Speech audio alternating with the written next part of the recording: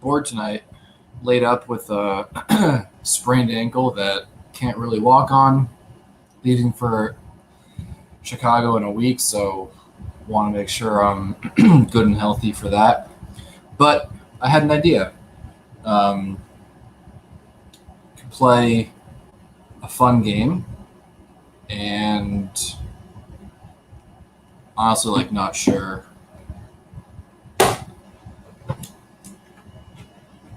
Um,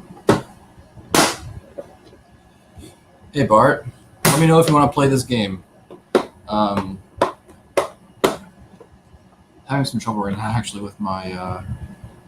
I see what the problem is with my label printer, but I can fix this later. But Bart, let me know if you want to jump in. My idea is we make up a topic, scavenger hunt type topic, and we have to look around in our collections, find the card, talk about it. I don't know, might be fun. I'll put the link in the StreamYard in case anyone wants to jump in. Hey, Mark.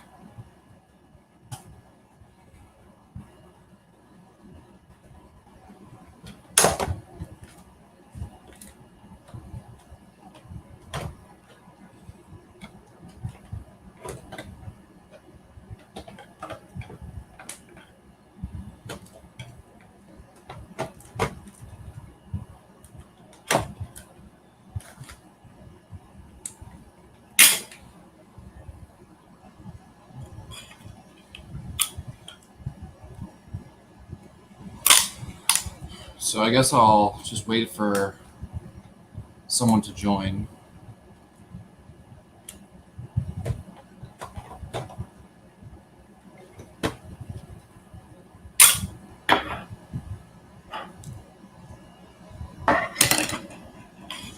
Sorry, just trying to fix my label printer.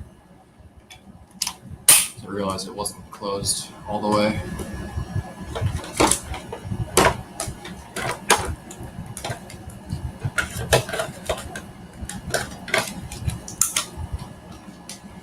Cool. Yeah.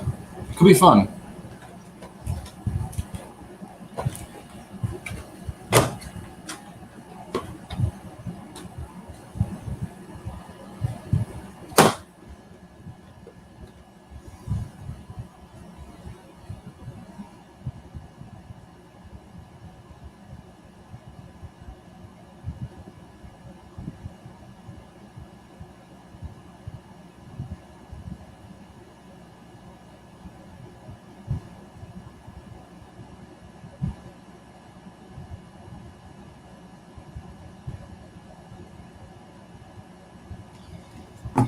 Mark, if you want to come and play too, it'll be cool with, I guess, at least 2 people. So I'll be walking around with my crutches around my card room, but I guess I can show stuff that I just have here on my desk. I got some mail in. I haven't shown this yet. Maybe I have in some other. But this is the chrome refractor of Acuna. I bought this like right before he got injured. And then today in the mail, oh, there he is. There he is. Hey, what's up? Camp is here. I was just showing some cards until you got in. Do you have one of these? The Prospects one? With the white suit? Oh, no. I had his Chrome 10 for a while, but I parted ways with it. Probably a little early, right? quite a different card. Yeah, I mean, I just like thought of this idea because like I'm laid up here with my stupid ankle, and my girlfriend's in Chicago, and I've got nothing really to do. So I was thinking that we can like play a game of like, there you go, crack one open. I should probably grab a beer. I don't know. Maybe. But I was thinking that like we can like make a like a topic, like card you sold and then bought back, or like the first card you bought in 2021, or something that you can like identify with really easily, and then like go and grab it relatively easily, I suppose. Okay. Yeah. I'm semi disorganized right now as I'm trying to get it all figured out. Yeah. Could How did it like? should help me find stuff faster, right? I mean, maybe, I don't know. I have this whole setup up back here. I just put all that up. That was all on the floor. So now it's not. But I haven't really organized or sorted it yet. Josh is here. Josh, if you want to jump in this game, you can let me know. Or just hit the StreamYard link and come in. I'm going to turn off my air conditioning. It's getting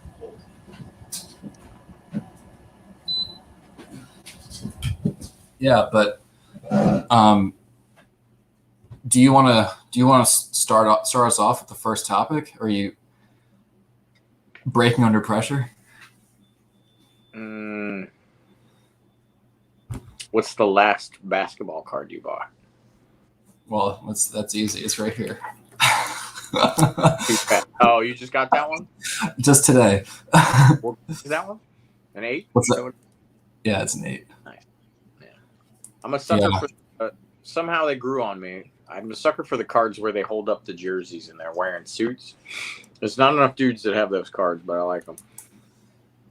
This was previously owned by a buddy of mine who's getting married in a couple of weeks, and he sold me some Acuna stuff too, and some Vlad, and I just picked it up off of him. Nice. So you didn't have to make me go very far for that card, so thank you.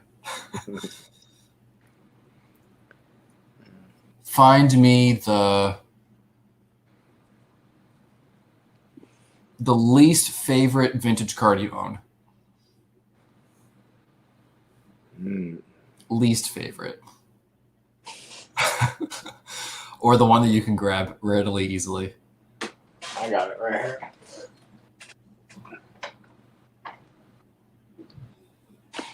Something about Whitey Ford, and I just don't get excited. Why not? I don't know. Everybody likes that guy. I was just doing a thing, picking up some 54s or whatever, because I just think they present real well. But I had his 53 for a while, and I was just like, nah, not into it. And 53s are beautiful, right? But yeah, I dig having it for the lineup. But other than that, it's a little overrated. His 53 looks like he's kind of like a ghoul. Like his eyes are like really like dark and set in, and he looks like kind of like his head's like at a weird like kind of like possessed angle. Yeah, there's some goofy looking dudes out there. Yeah. Eddie Matthews would have been my runner up. He looks like Cro-Magnon man, and the 54 is the one where he's like semi-normal looking, so I picked that up. He is missing some genes on that. Full 23 going there, I think. Yeah, I don't think Eddie Matthews has enough cards though. He doesn't have many. Yeah, he doesn't have enough for his era. Yeah. All right, think of a good one for me.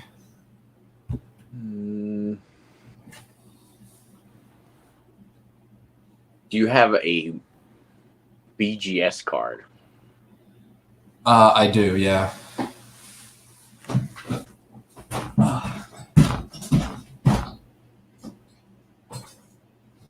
Next one, I'm gonna ask you, what's the farthest card you have away, just to see you hop around.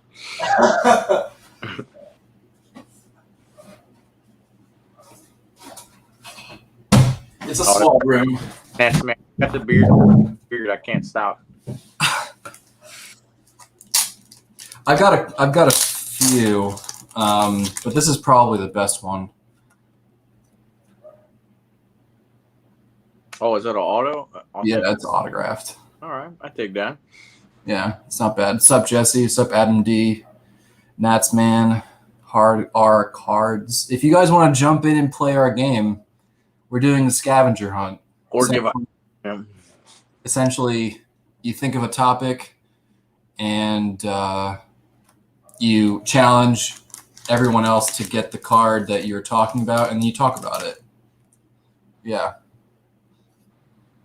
I have a thing for signed rookie cards. I really enjoy them. Just so many, like, just far fewer of them than like. Yeah, the older rookie starting to grow on me too, but that's just a rabbit hole I'm not willing to go down right now. Yeah. That's not you can't just do one there, right? You have to, the collector in you will start taking over. Yeah. Oh, Nats, man, it's not gout. I think I may be too young to have gout. Maybe it doesn't discriminate on age. I know a guy got it at 23. Oh my God, that's awful. No, unfortunately, I sprained my ankle last week, so haven't really been able to walk much on it. Well, if you're going to ask me to get a BGS card, then I'm going to ask you to get an SGC card. It's only fair. I have. What's up, Don?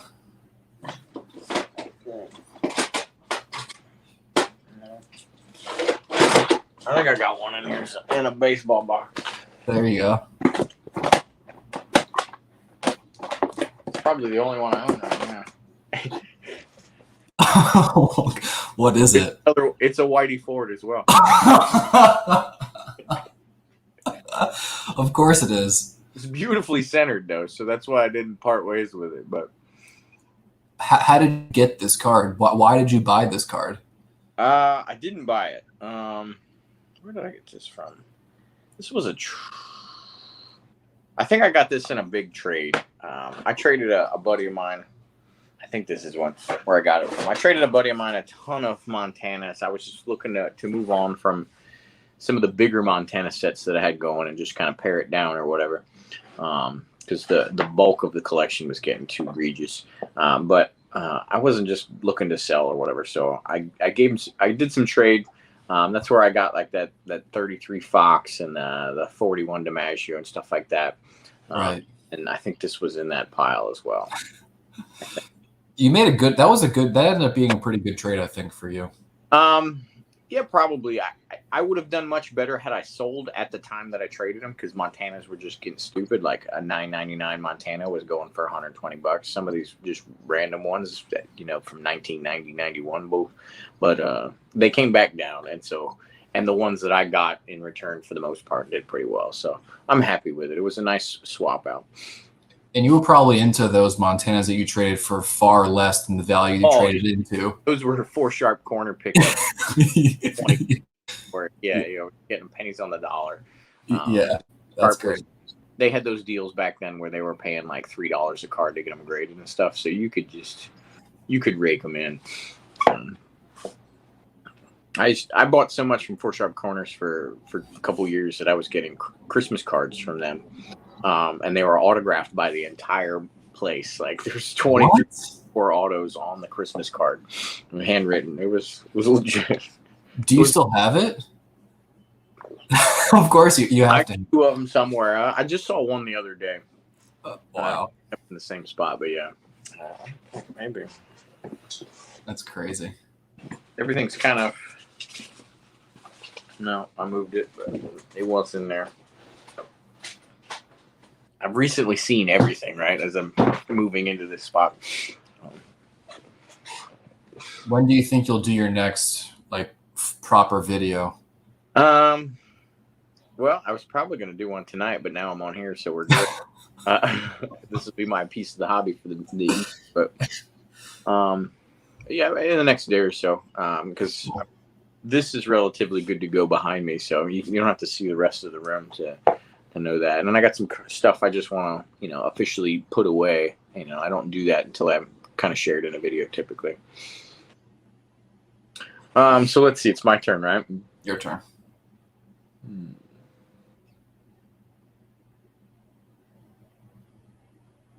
Let me see. Your favorite 1960s card.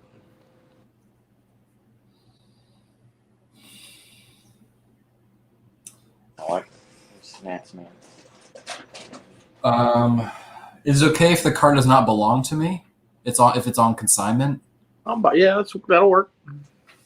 Okay, that expands my options slightly. 60s. Yeah, try to make it difficult a little bit.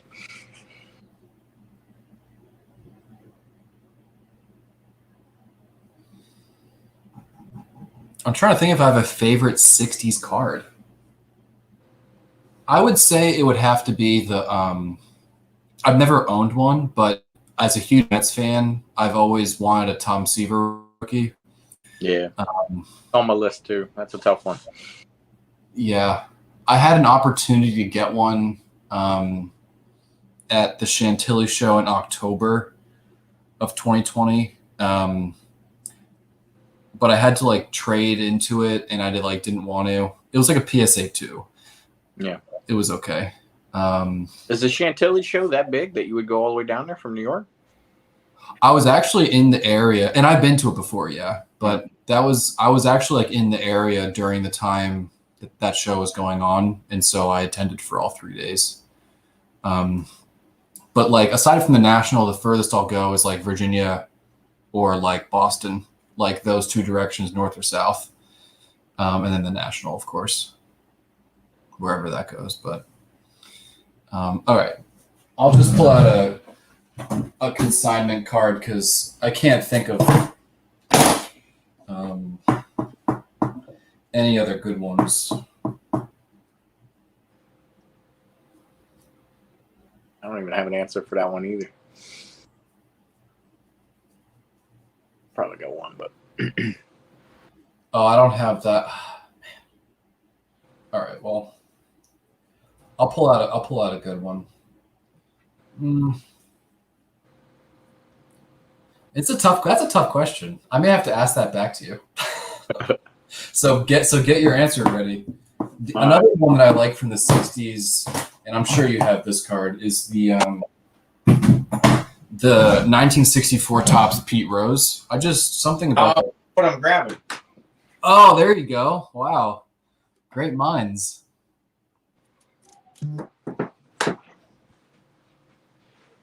So this is the card I'm going to pick.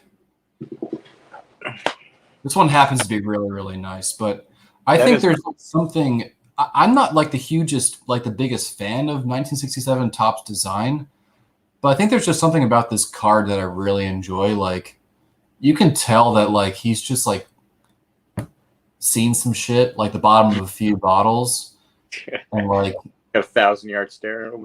Yeah, a little bit, right? Like, yeah, I like it. I like any of those ones that I'm not a big Mickey Mantle guy, but if you can clearly see the New York logo, just cards pop. You are a big logo guy. I do. Hey, Dave. Well, because how much would that card suck if he had the brim of his hat up just a little bit more? Yeah. Always the underside of it. Yeah. Face. I mean, this is like one of those, like in the dugout. There are a lot of dugout shots from like that era. I think photographers just kind of snuck up on people and like took a picture. Yeah. And then apparently they had 2 days in the year to get every picture done. Yeah. There was no pictures of action shots or anything. Just like, let's get it knocked out. Yeah. But yeah, so yeah, I'm a big All-Star Trophy guy, so. Yeah, that's such a great card. He just looks so youthful. Natsman, you're totally welcome, man. You picked out a great card. I remember when you asked me about that. So hope you enjoy it for a long time. Yeah, it was a good looking Maris. Great Maris. Dave, if you want to jump in, Bart and I are playing a sort of scavenger hunt, which I'm sure that would be quite fun if we had a third such as yourself with such a vast collection. So if you want to jump in, if you have a moment, that would be really cool. But if not, then I'll see you in a few weeks. All right, I have to think of one for you. Can you find me a card of a player with a funny last name or a funny picture? Funny last name. That one's gonna be tough. I'm looking around for inspiration. It's probably not on the in a. Well, I have this painters taped to my wall. It's like came in a collection, and I just like taped it to my wall. I have a couple guys that I always like their names when I see them, but if I had like if I had needed like a second name, like a smooth name or something like that, there's a guy named J.C. Caroline. There's a Joe Lavender. That's very leathery. Yeah. Like It's very leathery. Like an R&B radio show at night or something like that. I always like those cards, but I've never picked one up before. A funny last name. I need to channel my inner Bob Lewis right now. Yeah. What's up, Dwayne? Let me look around for a second. Dwayne, if you want to jump in, Bart and I are doing a scavenger hunt where we give each other prompts, and then we go and we find the card that best meets the prompt, and then we talk about it. I'll post the link again in case anyone wants to hit it up.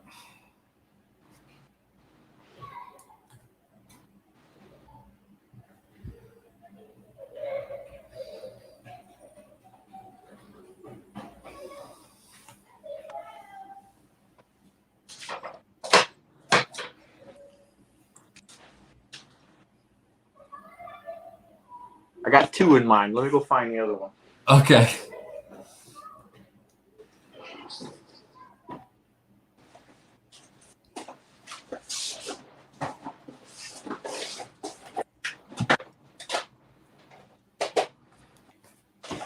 Amit, you should join.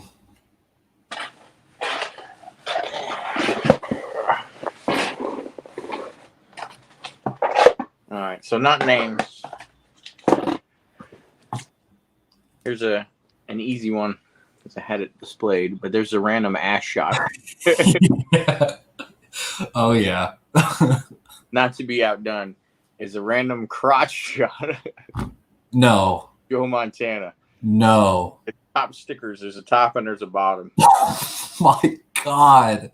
And the most embarrassing part is I had this on a lower grade and upgraded it. No way. Never did. Who approved that?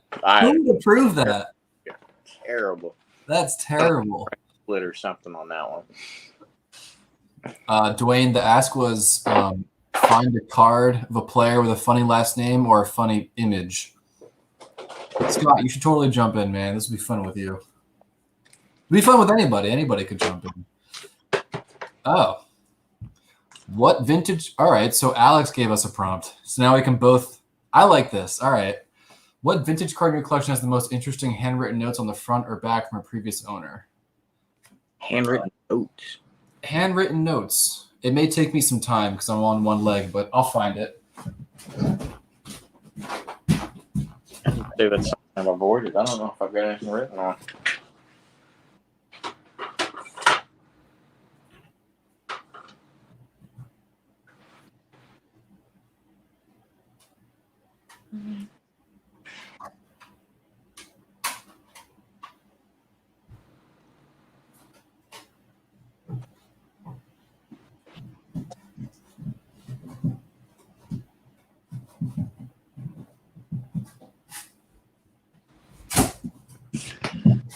Yeah, I'm gonna have to bow out on that one. You don't have any cards with writing on it? No cards with writing? Mm-mm. Oh, damn. Not from a previous owner or anything like that. I checked a couple postcards just to see if they don't have any writing on them. That's right, it's a generational Snapchat. That's how they used to do it back then. Slap a stamp on it and send it. Right, whether they read it or not, right?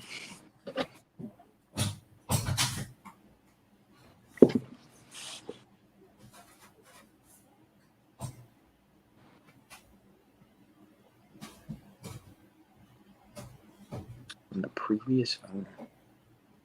That's a pretty good one. Alex, what's yours? You're obviously thinking of something. You got something in front of your desk or something.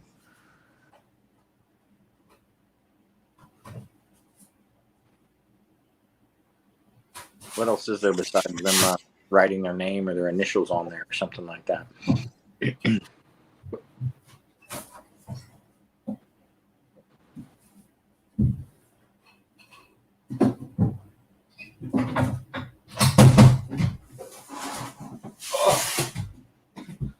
All right. Just got me hopping back here. Well, I've got a few with writing on it. But this is a really beat up card. This is a 1936 National Chickle. I have a better one. I have a 4, which really presents well, but on the back, you won't really be able to see it because it's very light pencil. Oh, there he is. Yes. What up? There he is. Hey guys, how's it going? Sup, man? Just chilling. Watching a little Brewers Reds. There you go. Yeah. My Nats were down 9-3 in a second. I turned it off. That's a good time to get out. Yikes. This one says, like, keep these pictures to remember me by till I get my picture, your pal Bobby someone. Wow. It's like really light in pencil, and it's very hard to make out, but that's what it says in the back. So I guess that one was probably based on the paper loss on the back. Is it? You think that was in a binder or something like that? I think it was in a scrapbook. It Yeah. has like this paper added up here. But it's got like a chunk missing. I'm surprised it's even got a 1. This thing is it was a gift. And I love this card, but man, this thing was put in a pocket or something. It's crazy. Yeah.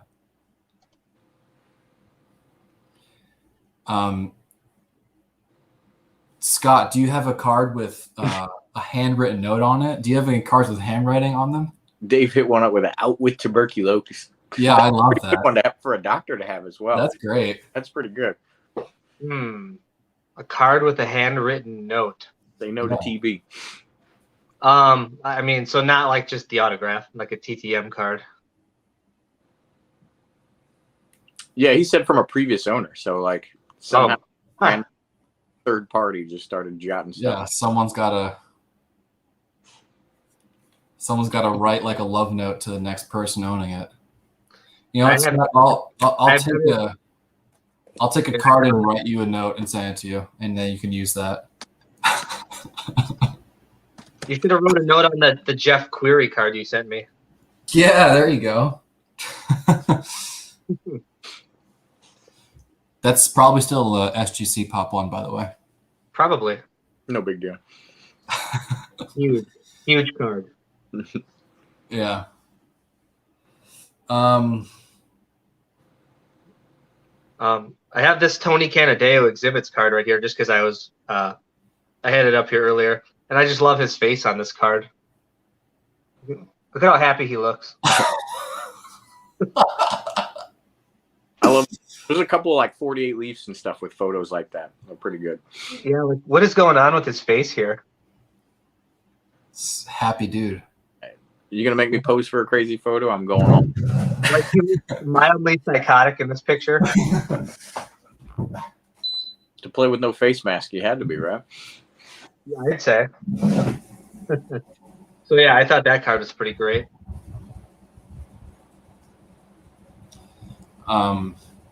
Alex, I didn't know people wrote traded on the back of those cards. Guess that makes sense that eventually that became a design, right? They stamp traded on them. Yeah, I think Topps listened, and they were like, let's just do this. So, but I absolutely hate those cards. Yeah, me too. The 1972s where they're stamp traded, I just read that as get the fuck out of here. Like you're out. Yeah. Nobody wants you, and it just stamps anything good that you would have had on that card is covered by that stamp. Yeah, it's pretty weird. That's a pretty poor design choice. Yeah. All right, Scott. Find us the sharpest 5 in your collection. Whew. Like a real 5, or just like any card that we call a sharp 5? It could be a 6. It could be a 4. All right, Hashtag I'll see what I can do. That means you've all got to find a 5 then, I can find a 5. or thereabouts. Okay, I could find a 5. My 2 are right here.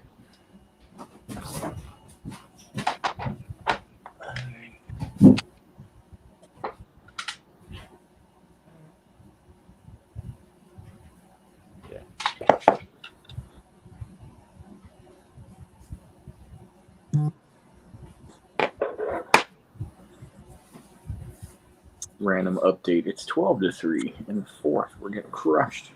Damn those Nats. Here's my sharpest 5, I think. A 48 Slinging Sammy. Been a sucker for the 48s lately. Looking for the high color with the white borders.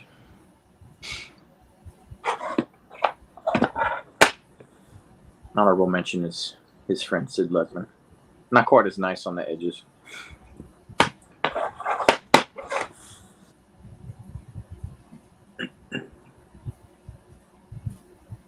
Most tacky slab card 90s. Oh, tacky. I don't know what that one would be, Mass Man. What's a tacky 90s card? So, Bart, just to fill you in, the notion of sharp 5, there was this this one video where Scott showed a card, and he was like, "Yeah, this card has great eye appeal." I don't remember what card it was, Scott. You'll have to like refresh my memory because it was some like great vintage card. Yeah, I don't remember where that started. I'm gonna have to dig back. It was a YouTube comment. I know that for sure. And I'm like, man, that's one sharp looking 5. And I think it was like a 6. Like, and he was like, it like just commented like very plain, like it's a 6. Just a passive gig right there. Yeah. Yeah, I think. What was I it? think it's funny because we call like every card a sharp 5 that we see now, basically. It could be a 9. Like that's a sharp 5. It's none of this inside joke that has gone on for like over a year now. Yeah. It has to be over a year. I grabbed a couple of 4s, that because I love PSA 4s. I don't know why. Like if I can find a centered 4, especially for like stuff that isn't for my registry set, but it's for other stuff. Like here's a mantle 4. Good grief. Look at that thing. Looks pretty nice. You could maybe call it a sharp 5. A sharp 5. That's a sharp 5 right there. Yeah. So, I got that one. Brian, you'll like this one. I knew that was coming. I mean, That was awesome. but could be a sharp 5. And look at the color. got the Jackie in a 4. Even the black on here looks pretty good. It's awesome. Usually that area is pretty roached. And then got the Kofak. So yeah, the borders are so white. they're all 4s, and it's like I just love finding like good, well-centered 4s that have like good eye appeal. It's kind of my thing when I'm not buying stuff for like my Packers registry, which I have not for like over a year because I'm just at that grade point where like I can't go up much. So this is what I do. I buy 4s. Bart, do you have a good one to show us? A sharp 5? I showed them while you guys walked off. Oh. Keep some entertainment going. So I got one and an honorable mention. So here's the good one. The Slinging Sammy from 48 Leaf. I love that card. It's a great card. I would love That to is- grab one at some point. And then another 5. Not quite as nice at edges, but the Sid Luckman as well. That's another great card. I think that's it on the 5s. But now I'm looking at other cards. This is a 6, but in tradition, I'm gonna see if this I have like this new lamp. It doesn't work. I'm just like moving it all around. But in tradition of a hashtag Shark 5, this is a pretty nice looking 6. Oop, and now it's a 5. You got to put read description in the eBay list. Read. I just keep rolling past those now. Read description. That's Right? I'm If I glad see that, then the card just has a problem. Don't keep it moving. Yeah, Brian, wasn't that card a 6 actually that we were talking about? And then I think I maybe mislooked at it, and I was like, oh hey, yeah, that's a sharp 5. And I think you were like, I just said it so matter of factly that it became a thing. No, I said it. I thought it was a video that you did, and I commented. You commented on mine? I think so. Maybe. I don't remember now. I don't know. We'll get to the bottom of this at some point. Yeah, we'll figure it out. If someone in the comments can find where I commented on the internet somewhere that it was a sharp 5, then I'll send you a free card of my choosing. It might have been on Instagram.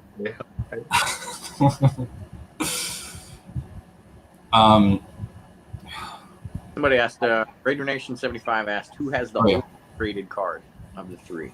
Oldest, like when it was graded, or like the oldest card?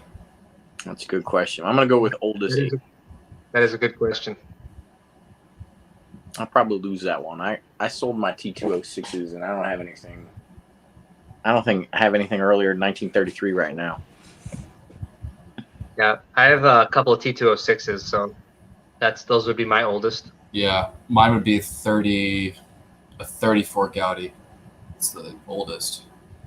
But if we're talking like slabbed forever ago, then I'm sure Bart can dig up some like archaic PSA flip. Yeah, With the serial number like this long. Yeah, I've definitely got some old labels, PSA label stuff. But I think really old BVGs as well, but I purged those about 5-6 years ago. But like bronze labels with 6 or 7 zeros at the beginning. Yeah, Even like with the subgrades too. Mm-hmm. I've got some old labels, but like there's like even older ones than I have, like where they have like the dot matrix printer almost, and it looks like it's you're like, is this even legit? But it is legit actually. It is. They display horribly though. They do. The other labels, but Was it legit? We don't know. Oh well, you guys would like to see this. So this is a 87 Fleer Michael Jordan, but as you can see, the old PSA label says 88. But if you type in this cert, it's some other card. Like I sold this card today on My Slabs, and the guy looked it up and was like, the cert doesn't match. It's like some player I've never heard before. But it's from 1988 Fleer, not 87. Did he ask for his money back? Well, he didn't pay yet, so he contacted My Slabs and then PSA, and so I had to take like detailed pictures. I think the card is legit. I think PSA just messed up. But like, how many times can you mess up like encapsulating one single card? Like, not only did you get the year wrong. Yeah, I just don't think they were tracking some of those old ones like that. Like, that's one of the reasons why I got rid of so many BVG cards, is because they reissued numbers, and I had 30, 40 cards. And when I was starting PSA registry, I was like, oh, is Beckett trying this? And they were. And everything I logged in was some completely different cards, every single one. Like they just restarted all the numbers, late 90s and reissued. And it's like, well, I can't even compete with some of these cool cards because they don't match. So, full purge. Raider Nation, Scotty's got one of those. I had I had an 8 for a while. Moved it along. Scotty's definitely got a SP Authentic 10 for that one. I do. I should go dig that one up. I think Do you Raider Nation probably knows that I have a 10. So. Do you have the die cut one or the full card number 2000? The full card. I'm not sure if the die cut one can be used for some of the sets or not. No. It's a cool card, but I have the regular. Here's a question for you, Scotty. Does the die cut have, or not? No, just the regular one. Does the regular one have any hand numbered versions, like the Randy Moss? If there is, I haven't seen them. Okay. Yeah, I have not come across one yet. One thing that annoys me about the card that I have, though, I think it is actually slabbed the wrong way. Like the label's on the wrong side.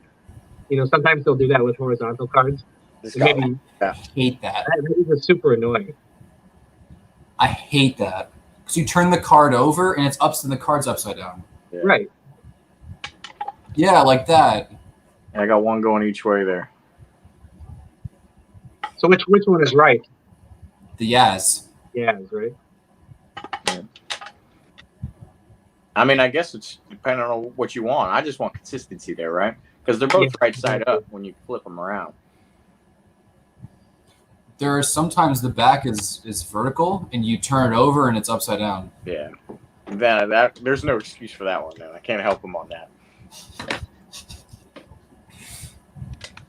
But those are both Lighthouse labels, so they'd had a few reps under their belt before they did that one for sure. I should have gotten that one.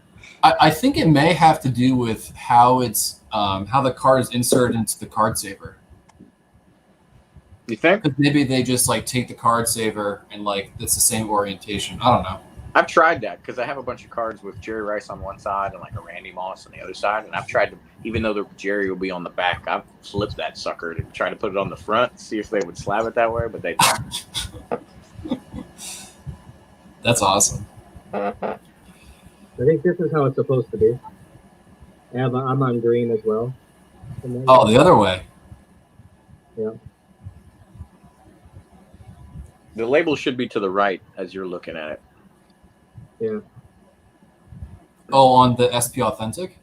On any of them. The label should be on the right, and the Woodson is on the left. So this card here is actually a super tough card to find in a 10. It took me probably 4 years to find it, or 5 years before I came across one. Wow. Just ask Nolan and his 30 Randy Moss 9s. No kidding. Nah, he's got more than that, I think. I've Probably. crack out at least 20 of them. Probably. I love that he's affected probably 30% of that population of that one card. I think that's cool. Yeah. Or psychotic. We don't know. Maybe. Yeah. It's ballsy. I don't have the guts to be breaking some of those cards out that he's doing. There he is. What's up, guys? What is this? We're in there, man. What's up, buddy? What's up? What are you guys doing, man? I don't know. BSing at this point. Yeah. We gotta find another scavenger hunt question. Actually, Dwayne, why don't you shoot a question? Have us get a card, and you get a card for yourself. That is a good question. So, what is your best card of a PC player that's not yours but somebody else in this video?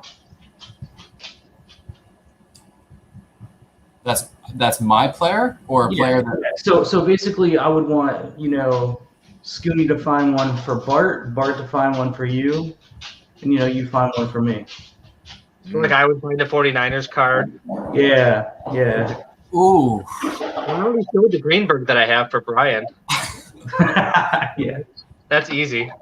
Dwayne, I mailed off that refractor today, so I don't have it with me. That's all right. Oh man, that's a tough one. And what would we find for Dwayne? I don't know. Yeah, I think he's referring to the refractor. Just a refractor or an The LB, it's the LBJ and Kobe 08 refractor. Or some TTM. Yeah, well, no, obviously not with Kobe, but but it's all good. Yeah, TTM works too. That's the thing. I hooked Scott up there initially, and then he decided he was going to take over and do every single one that he could purchase from Brian when it comes to the package. The Jerry Kramer. Yeah. Man, I'm trying to think. Yeah, Bart's looking pretty hard right now. Yo, well, I know. That's it. My computer crashed in my card room, so it's been down.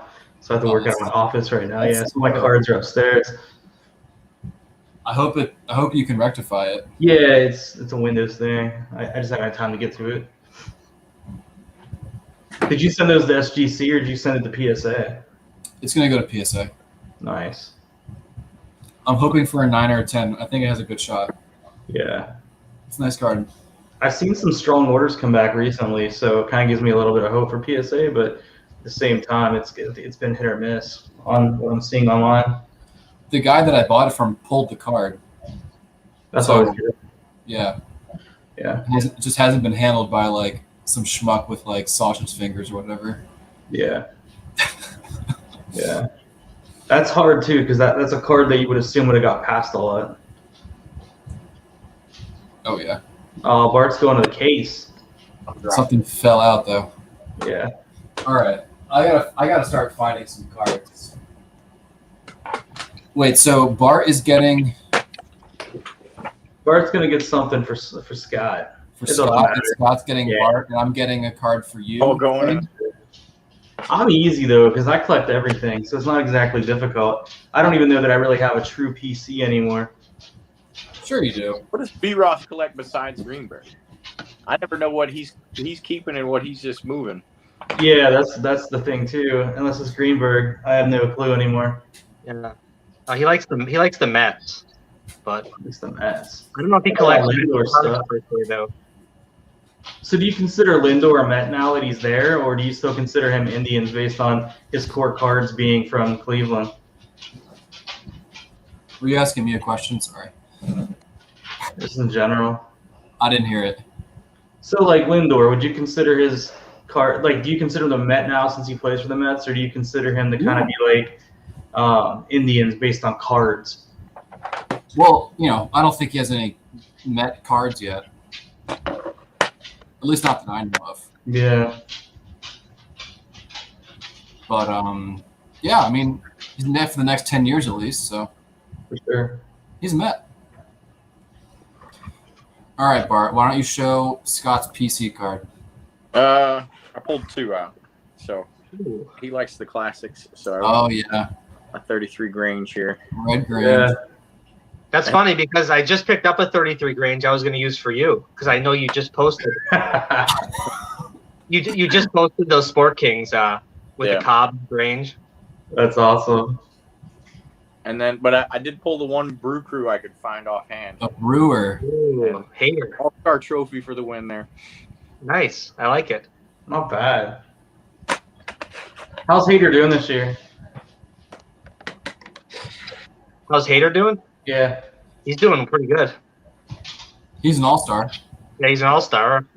I'm He's- hoping Yelich will bring his average up a little bit here. He's been That'd be trailing a great. little bit. The Brewers are awful. They're like almost bottom of the league in hitting. So, but they pitch so well. They're like 14 games over 500. Yeah. They're in first place. I don't think you can complain that much. They're in first place, and they're hitting 216 as a team, the worst average they've ever had in their franchise. Wow. That's Figure pretty that one out. So in retrospect, Yelich is actually doing all right then. Yeah, he's hitting like 240, and he's like probably one of the best hitters. Yeah. Yeah. That's pretty crazy. Those are You tough still, games. got, you still got the target red, Brian?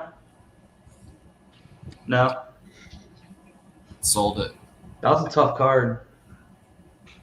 I wanted a 10 and it got a 9. Didn't want it. Yeah. Bart's like, Here. A little All right. stingy there, Brian. all right, Scott, what did you find for Bart? All right, so for Bart, I settled on this Can't beat it. for obvious reasons. I have a painting back there of it too. It's Oh, an that's cool. 8.5 with a pretty darn good centering. Yeah, that is nice. So Love 0.5. Well, that's it, always a good pickup on a 0.5. yeah, it's Yeah. a quintessential Bart card for sure. I know Bart has the most .5s I've ever seen. I think in terms of his middle days. It's a wheelhouse to get into because people don't. Yeah. don't Hey, see him on those usually it's a 0.5. nicer card, right? Than what Yeah. you're going to get on the down, and then you're getting a value to the 9 or whatever it is, right? The 8 if you want 7.5. So I agree. I have a lot of half grades too, especially SGC. Yeah, I'm all Totally about agree with that. keep looking for them too. Yeah, yeah. The pricing right now, though, there's some good buys out there. Nice, Brian. I Nobody, should have done this as my sharp 5, Scott. That is a beautiful card. This is the PC card for Dwayne because I know that Dwayne would love to have I this. know. I don't have it, and to have it signed would be even better. So it's on my. You know that card though. For the longest time in a 3, you're sitting there. You're like $250 up until about last year, and it's ridiculous. Like what the lower grades are now pushing. You almost have to go to like a PR1 or something if you want to get even a decent vintage card at this point. You know, and Bart back to like Jackie Robinson and those guys. It's tough right now. Like the 3s are pulling in quite a bit of money. So yeah, that's down. one of the cards that broke me. I had always I'm gonna get 6. Those are that's what I want. Those are the points that I want, and all of it, and it just went. I was like, oh, I can't do this, and it just broke everything. So what do you think? So I don't do registry anymore. I kind of got out of it because I changed my collection around a little bit. Sorry, this is my buddy right here, Loki. So What's up, he's not man? even a year. He's not even a year old yet, but he's good. He's just trying to be playful right now. So with the market the way it's gone and the registries, Bart, do you feel like you're going to see over the next year where the registry percentages are going to drop in terms of quality? I think you're going to see a lot less additions, right? And see less people building sets and doing that stuff like that. I mean, the common collector sets, all these, I've built a tons of 49er ones and all pro sets and, the silver sluggers of the world, the guy that got a slugger in his 8th season and not going to amount to nothing, or, better probably a gold glove, because gold gloves, guys, are never really that popular, right? Because they bat 216 Brewers and still get that gold glove, and that's his claim to fame.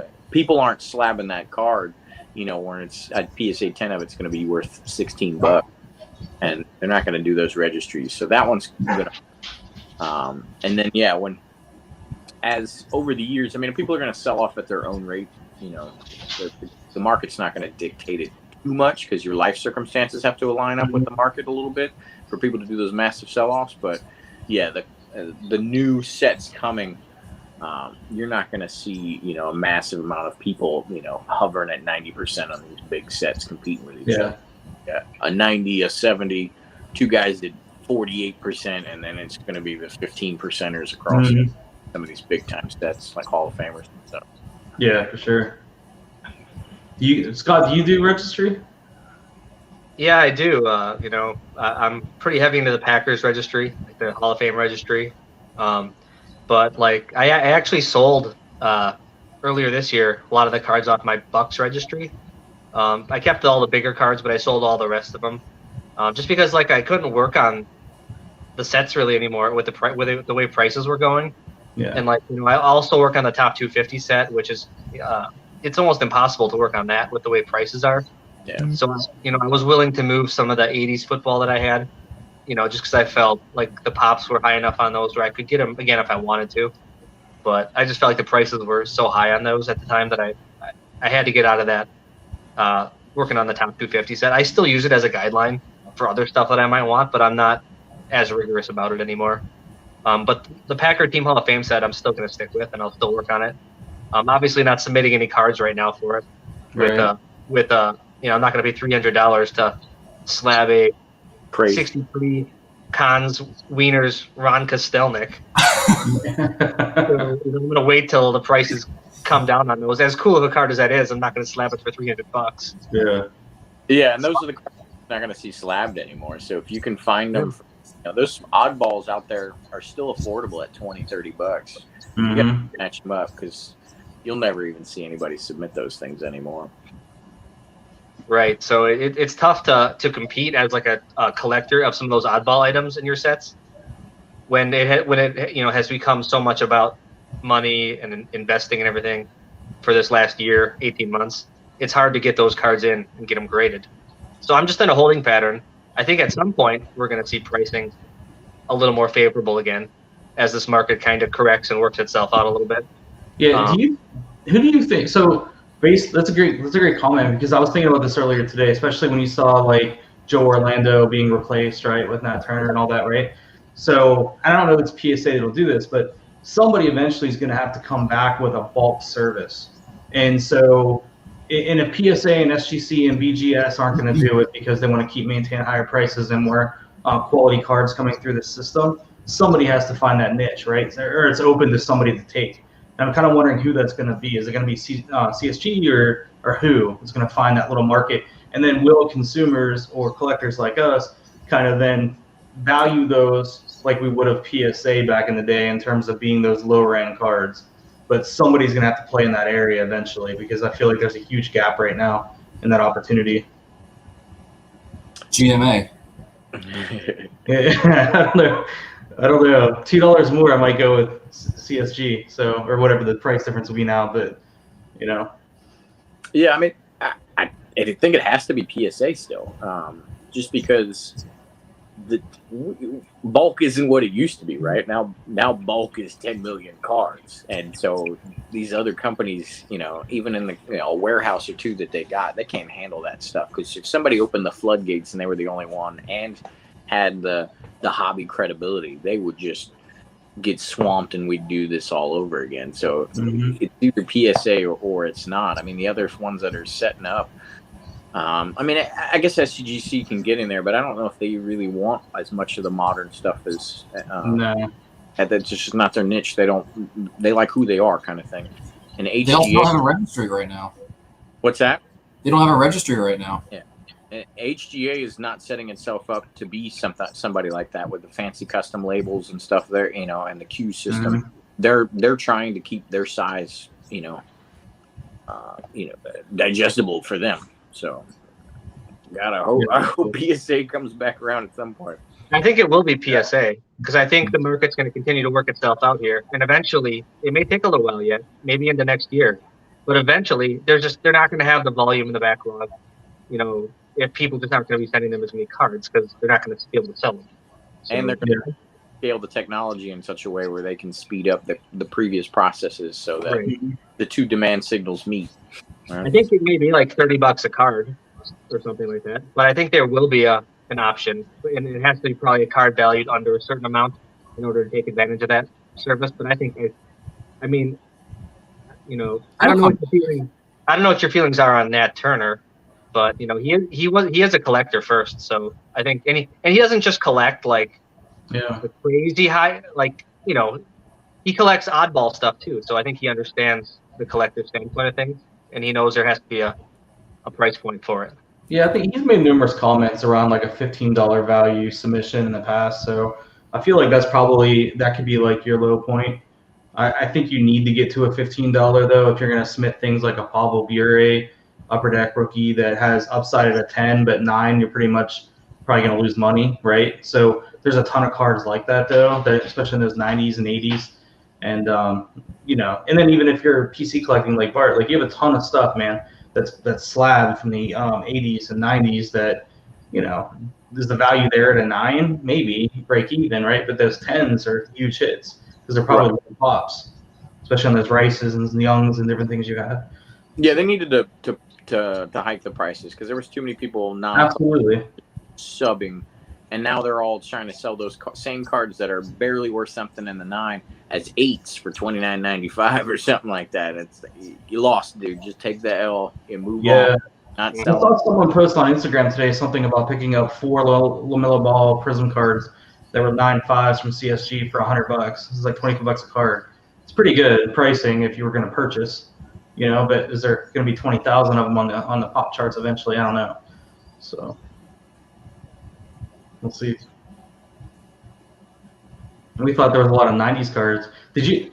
I don't know. I went through this before with 90s basketball. So I'm a big basketball fan. I love refractors, as you guys know, and rookies, right? So I pulled the pop reports down from all three companies and kind of ran it and from 96 Topps Chrome with refractor all the way through to 2009, and then moved over to Prism and did the same thing all the way to 2018, and ran base versus Prism or silver versus refractor, and kind of ran those. 90s basketball is still so low in population at 10 that to me it's still a monster buy at this point in time for long-term holds. Prices have come up, but like, you know, even Penny Hardaway, Chris Webber, Grant Hill, Jason Kidd, all these cards, other core cards in a 10, way down compared. You're talking 10 times less than what you're getting on Luka's and Giannis's and things like that. So I think there's still a buy there to be had. Let's see. I'm with that. Yeah, those pops are still. A lot of those pops, even the main ones that everybody would submit, they still don't have commas in the pop report, right? Yeah. You're talking hundreds. Like, Yeah. to give an example. Hopefully Bob Lewis isn't watching, but so my finest Kobe I bought off him, the refractor. Out of all three grading companies, with peel, without peel, there's 800 total subbed. That's pretty low. That's actually the same amount of Jordan Star rookie cards that are submitted from his 84 star. So in comparison, you're talking about 800 cards amongst both those. That's I think that still lends for more upside for those type of cards down the road compared to what they are now. But you know, it's hard not to sell when you're talking about 5-digit cards. You know what I mean? Like, Yeah. you hold, you sell. You know, especially if you're not into it for. You know, I don't really PC Kobe, but I like Kobe, so it's like, I don't know, hold for a while, but we'll see. I hate to say it this way, but I'm basically anti 5-digit card. Like, if it's that, I don't want that kind of guilt running around my card room. Like, you need to get out of here. Yeah. Got Scott, his PSA 10 Kramer just sitting there. Yeah. Yeah. I consider selling that card at times, but That's one of the foundational cards, right? Like, yeah, that's a cornerstone though for your collection. Yeah. That's a card that would end up in the Hunt Casterline collection. Yeah. So, Yeah, I used to have a huge Buckeye collection, right? Because that's what I started with as a collector, and it was really hard to sell. And I sold a lot actually in the last couple of weeks too. I moved out quite a bit of it, and for different reasons, but just to move on to some other stuff. But I found selling my most important cornerstone piece first allowed me the ability to move other stuff. Otherwise, I don't know if I could have. So it's one of those collector versus investor type things, but it is what it is. Yeah, that's a good point. Yeah, that's a collector mindset for sure. Yeah. But I'm with you. I did that because I sold a bunch of PWCC, and I sold some of those key pieces in February, and that was tough. But in March, there was zero guilt because I had already sold off key pieces that the dominoes were falling at that point. Yeah, you probably sold at a good time too, though, based on the I market. ended up selling at the height of everything for the best time. Not all of them, but most of them. So Yeah, I was a big fan of the 2020 cards when they came out from Topps, and started getting them not super early to get like the Ichiro and the first Trout. I missed the first Trout. I should have bought it, but anyway, I got in fairly early on the other stuff, and once that stuff started taking off, as it started to scale down, I sold off on all of them. So at least I didn't sell high enough that I was getting returns, but I sold, high enough that I was able to still capitalize pretty well. Because I saw some of your videos, Bart, where buyers were canceling and not paying and things along those lines for some of those. I didn't want to find myself in that boat. But thankfully, of all the Project 2020 cards that I sold, only one got returned to me. Yeah. I had a couple problems, but I still made out like a bandit though, because I sold 3 at top dollar, and stupid money. The 1,600 I got off of those 3, and then a couple other smaller ones that I sold later. Like I still made probably $2,400 off of Project 2020, and I only bought maybe 30, 40 cards total. Yeah. Did you buy any top 70 cards? So far one, because they have Soto in it, so I bought a Soto card. Yeah. But the way they were doing 20, it became merchandise as opposed to a collectible, and I didn't like it. Well, should we show if someone has a Project 2020 card? Show a Project 2020 card since we're on that topic. Yeah, that's easy. I got a box labeled. Dwayne, go grab one. Yeah, it'll take me a second. I gotta go hide upstairs. I'll be back.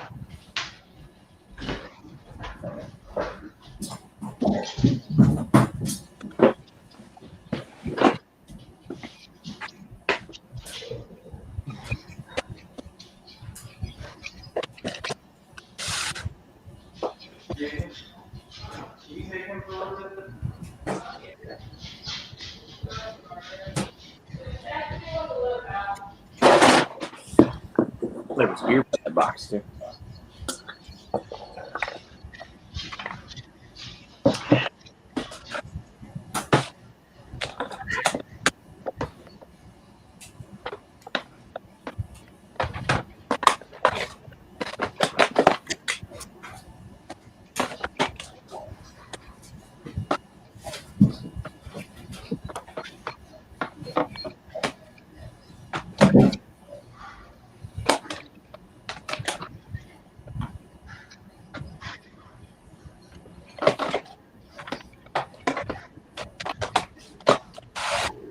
These are what I have. Lordy, lordy. You got a ton of them. I was collecting a couple of artists for a while, and then it got overwhelming. I was like, maybe I'll come back and finish that off. But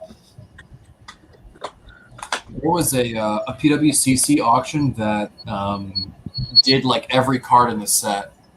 It's like the full 400 card set. And at retail, like 20 cards, like $20 a card each, and 400 cards, it's $8,000. I think the set sold for like $8,100 or something. So like someone, went through and like bought all of them, paid that shipping and all that stuff. And they still probably after fees, they lost money on it, for sure. Yeah, that's crazy. Especially if they didn't buy, when it started or something, they waited a little bit. Yeah, like the E-Tron or the first Jackie Robinson, like you were screwed if you waited on those. Love Sophia Chang. Yeah, that's my favorite too. What's that one? Is that Jackie? Oh, that's I got that one. Yeah. Sorry about the glare. I have the Sophia Chang Jackie Robinson. The Clemente. That's the one that started it for me here. Yeah. Oh, I got that one, Scotty. Here we go. Yeah, this is the only ones I kept. Got Ricky. Now Ricky will sign these, which is pretty cool too. If you get the certain private signings, so that kind of adds value to the card, in my opinion. But not just because he signs it, but because if you're gonna purchase a card like that and you have a chance to get it signed, I think that's a win. Love the Tony Gwynn. This is my favorite Gwynn that was made. I haven't looked at these in months.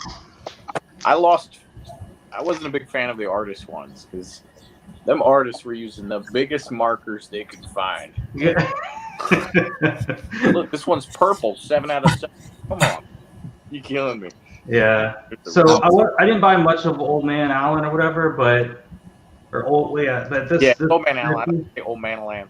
Yeah, this Griffey to me was iconic. Yeah.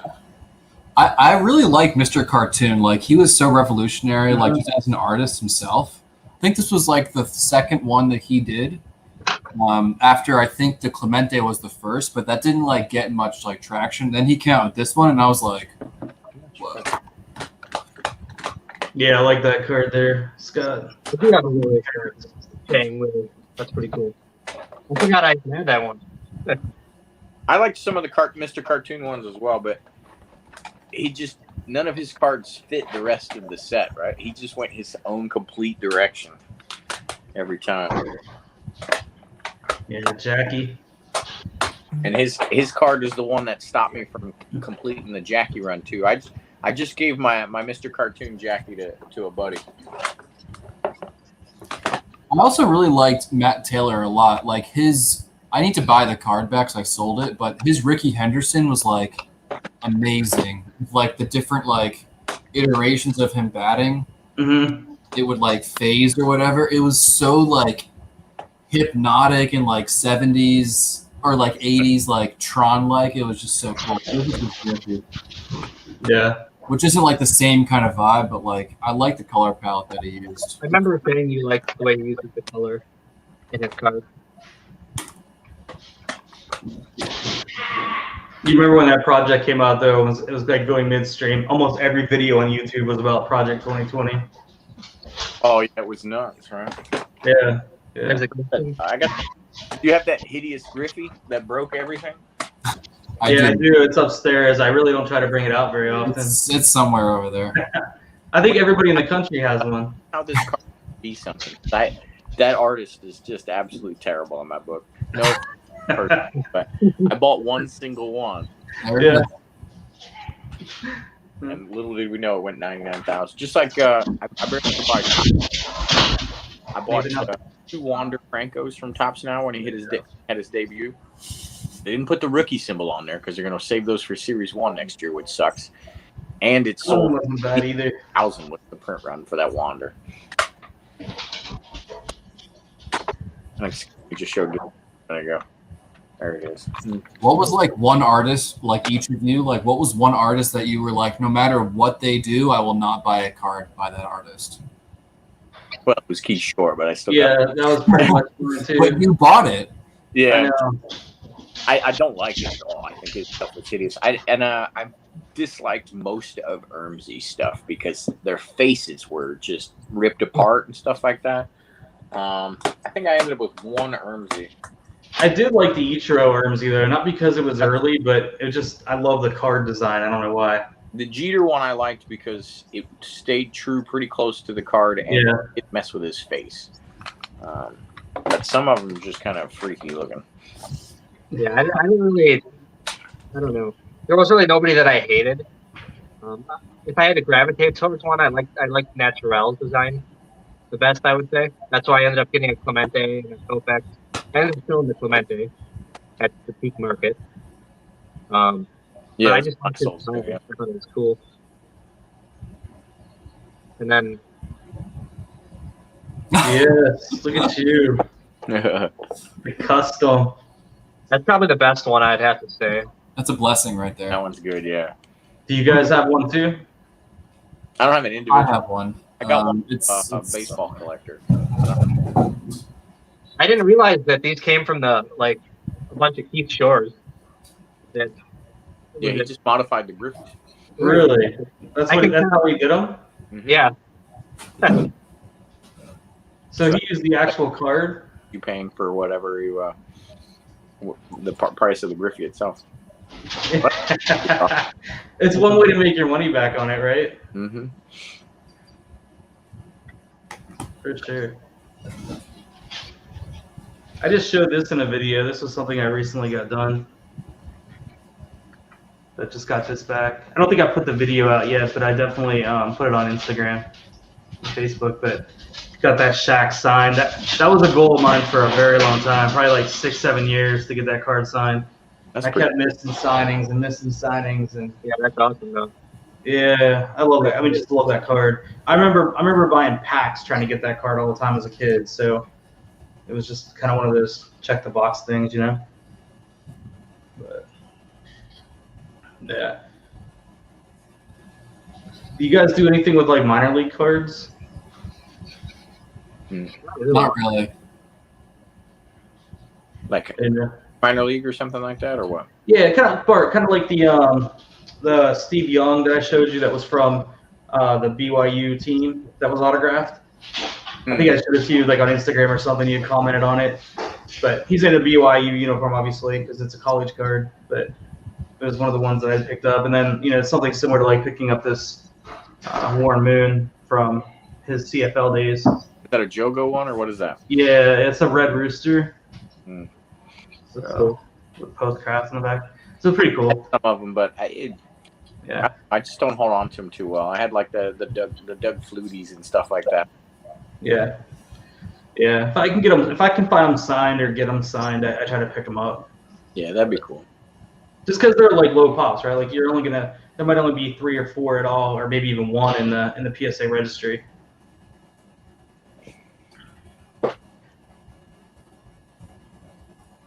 So. Sorry, I'm just responding to Jim. That one. F4. Dwayne, here's one for you, by the way. Man, that's awesome, dude. That came out so good. I was so glad you sent that out because I've actually looked for that. I saw a set on eBay the other day. It was a complete set. I ended up not bidding on it because it went crazy because of the Jordan in it, obviously. But they were mint. They looked good. I wanted it just for that though, so I could get it signed. Amazing. Of course, this card came from Brian. And You got the card from Brian? The card from Brian. I think I talked to you, Dwayne, about like what color to sign it in. Yeah. I just thought it's kind of funny that we're all talking right now. And then Yeah. I sent it in. Lofton was awesome. He got it back real quick, and he's a great signer. Yeah, he is. There's so many good signers out there, and people. I think people just kind of don't care about getting rookies signed, and I don't think it's really been as big as it has been in the last couple of years here, especially over COVID. It just took off. That market, the TTM market, has been just on fire. I'm actually going to be writing in Card Hedger for TTM, so it's going to be something I picked up as a side project. Oh, cool. Yeah. So that'll be coming out soon. Bart went to go grab something. I don't know what. That's like anytime Brian has auctions, I'm looking for TTM material. That's pretty much what I'm trying to get. So do you guys have any like Otani or Vlad cards that, obviously they're hot right now. Yeah.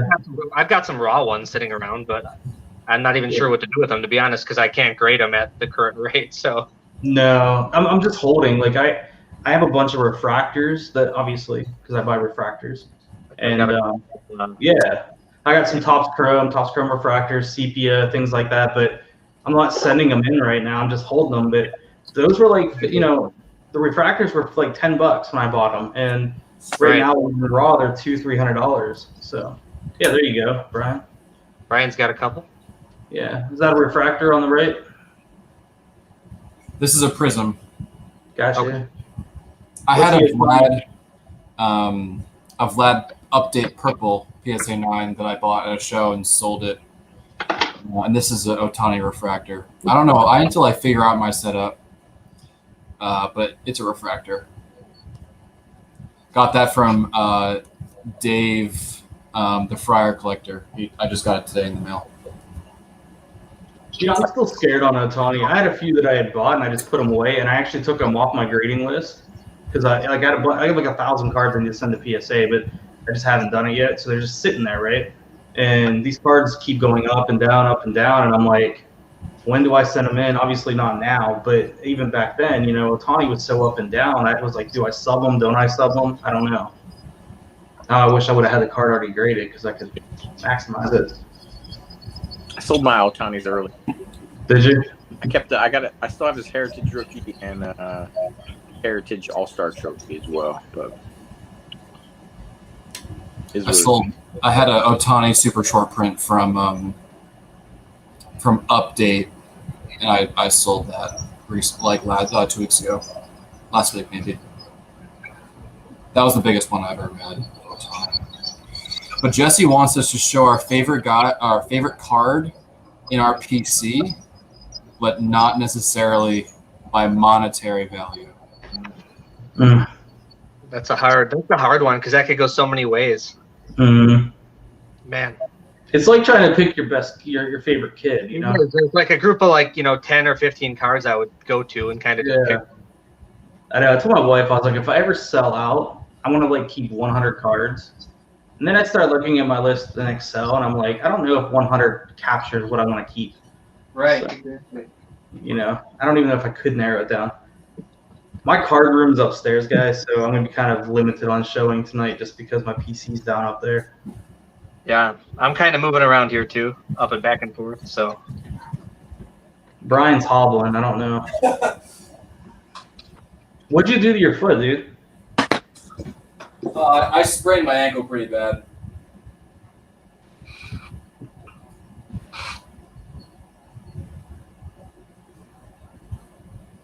Everybody go away. What is your favorite card, Bart? What do you got? I picked up 3. So it's been shown once before, but this is my, I don't want to say my original Jerry Rice rookie, but as close to my original as possible. It's an 8. I have a 9 that the wife got me for my birthday in 2013. I convinced her to buy it for me when she couldn't think what to give me. But this is just kind of the old one. And I like to display it because it's cheaper to display, right? It's nice. That's awesome, yeah. But I used to have like a dozen of those. I had a Jerry graded in like every random garage slab company you could think of. And then I grabbed the 53 Jackie. Scotty showed a nice one of these. This one's only a 1. One of my favorite cards. Makes me smile every time. But my first baseball vintage card. And so even though it was a 1, when it came back, I was like, well, I don't want to upgrade that one because that's the one card that kind of started me on the vintage trail there for baseball. And then got to keep the true PC in there. Why too? The color and centering of this Tittle, just and the joy on his face just makes me smile every time I see it too. So, and it's a 9. I think it's probably 16 or 17 now, but those are just cards that you stop and you just kind of think and everything when you're looking through the cases and or boxes or whatever. So yeah, I gotta agree with Scott on those. Like that, those like 48 to like mid 50s football is some of the best cards I think in the market. Absolutely. I don't even care what the grade is, as long as they're just colorful. They got weird pictures. Like I don't know. I'm a big fan. And I was showing this one earlier just because Tony Canadeo's face. That's awesome, dude. You can't beat that face. Yeah, no one's gonna top though Bob Lewis and all his posts on Instagram about his cards. Yeah. Oh He's got man, some crazy stuff, man. I love it. So what did you find, Brian? I'll solo layout because my setup just sucks. But it's my signed rookie. Oh, that's pretty legit. Yeah, dude, that's cool. It's trimmed. The autograph is really light. But the story behind this card is really good, and I wouldn't be able to like get a signed rookie card otherwise. So how often do they pop up, Ryan? Like a signed Greenberg rookie? I mean, what is the like even? Maybe like once a year, like okay. in a big auction house, like never on eBay. Like an REA or Heritage, like always one of those. Never on eBay. Yeah. Are you guys doing a lot of buying on auction houses right now? I'm watching and seeing what they're doing. I one here and there, but small ones. The only way you can get anything properly priced right now because most sellers aren't willing to come to grips with the market coming back down. Mm-hmm. And true. See somebody, they listed that 3 months ago because that's 3 times what it should be. And so auction's the only way to go. But I'm watching to see if they keep going because I don't want to put my high bid on something that was the value a month ago if it keeps going down. So yeah, I'm watching right now mostly. Yeah. The thing is too is I think we're getting to a sort of leveling on the normalcy of cards in a way. I would say not high-end, super high-end cards are still volatile, I think, but those mid-grades or those cards that are just kind of, a little bit more higher pops than what you're going to get on a super high-end card seems to have been flattening a little bit over the last couple weeks. But that's the stuff I'm watching. Anyway. All right. I just got an MLB update. I can't be right, but it literally said some dude singled and 5 runners score. National. That's got to be record. Like, there's only way. Only us can figure that out. But I'll have to look that up. That's awesome. 5 runners. Yeah, so along Brian's, I guess more kind of along Brian's path, like where he had the Greenberg auto rookie. Like I think if I had to find a favorite card, these cards are almost impossible to replace. I've got some higher grade stuff, obviously, but like if I really wanted to, I could probably find some of that stuff. It might take a while, but like I don't know if I'm finding another one of these. Dude, I've been looking for that card for a long time. Like a Reggie White 84 USFL auto obviously passed away in 04. So before That's signing signatures. became super prevalent. So I think this is pop like 3 or 4. I've never seen another one, so I'm kind of curious. Yeah. That signature too is super awesome. Like it's thick, it's bold. You know what I mean? Like that's a lot of his right now are faded that you see for sale.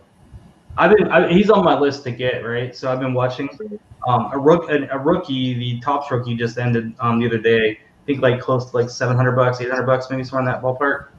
Yeah, So you'll see him on the it's 86 faded. tops a lot more, I think. Yeah. But like the 84 USFL, you just don't see Reggie White No. autos on that No, that card. card's super nice. That's a top And then, card. and then along those same lines, Mm-hmm. you're not going to find a Curly Lambeau autographed Stan Kraft. He passed away in 65, I think it was, and this is a 63 Stan Kraft, so he had only had the opportunity to sign it for a couple of years. Love that set. Amazing. I've never first seen one on so Yeah, that's those solid. those would be impossible to replace. That's kind of why they're would make my favorites list, I guess. That's amazing. What about you, Dwayne?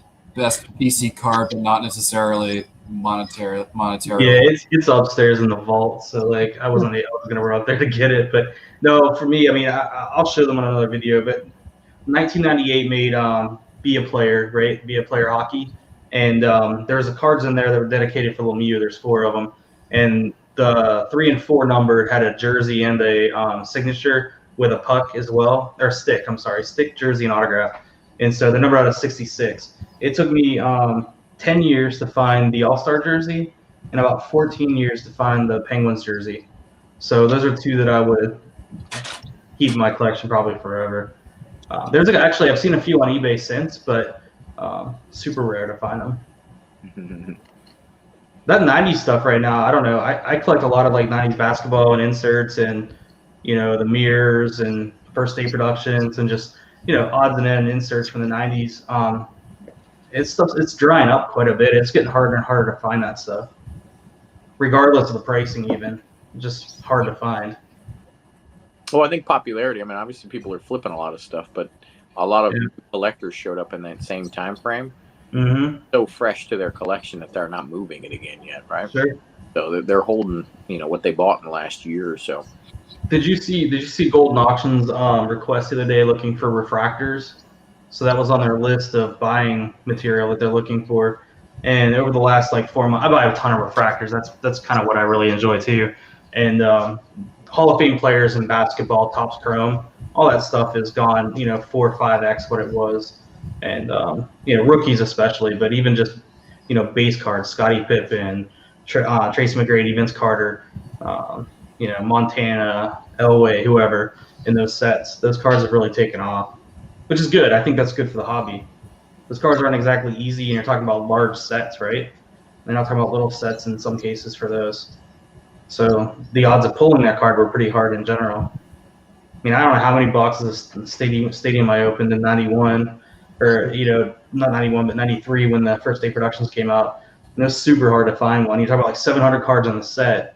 The chance of pulling anybody that was any good was super tough. But yeah.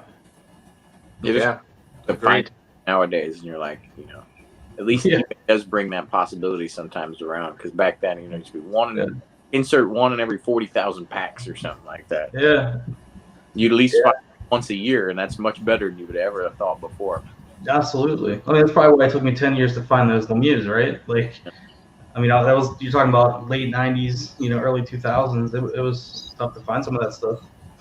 Scotty, you remember what was it, '91 Pro set with the hologram Vince Lombardi? Yeah. And how hard it was to find that. The trophy card. Yeah. Yeah, I still would like to add that to the PC. I don't have that one yet. Yeah, I've never picked one up, but it used to be like a unicorn, and then all of a sudden, eBay got popular with PSA, and you could, you get maybe 5 of them a year, but that was way more than you ever thought existed.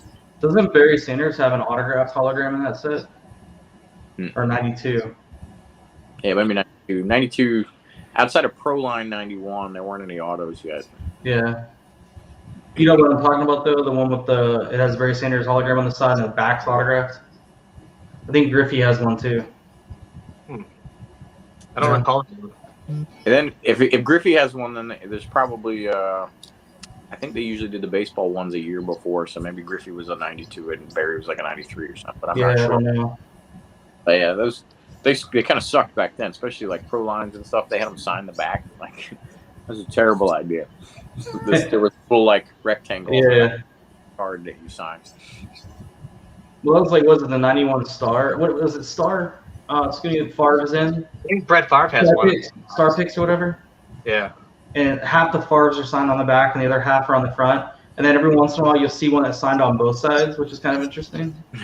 That is. So, yeah. I heard there's a lot of those that are fake, too, so you got to be careful on that card.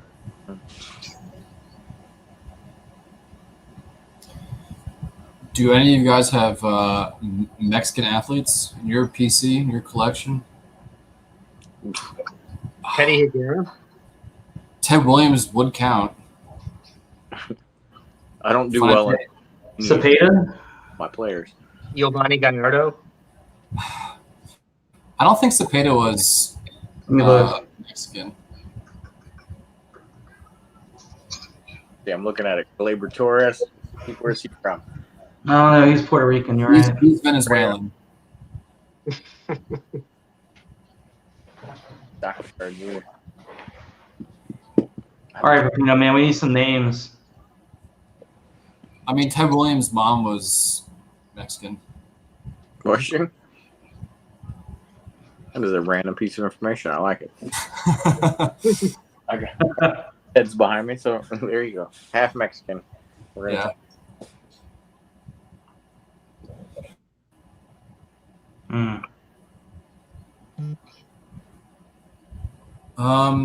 Looking. I know Teddy Higuera. I have a Teddy Higuera rookie card from 85 tops traded, but I don't really want to run down and go get it. So That's it. we take it first. Oh, I got I a like Teddy Julio. Higuera, but he's just not worth it to me at this time. Yeah. Got Fernando. Got a couple of his rookies, but that's about it. Tony Romo's no, there's no way Tony Romo's Mexican. Is that true? Is that true? He's wider than all of us, probably. Come on. What about like Anthony Munoz? Is he Mexican? Yes. Yes, he is. There you go. You got to have a Munoz around somewhere. Yeah, I got a fair number of them probably. I don't know where those are at offhand though. But speaking of 91 Pro Set, they had think about it cards that were in there, and I'm gonna mispronounce it, but Piansalo he would say, and he had some anti-drug slogan on the front of his cards. That was probably the first Spanish word I ever learned. What did it say? Pepino? Whatever think about it means, Piansalo. A little It's kind of like Pepino. on top there.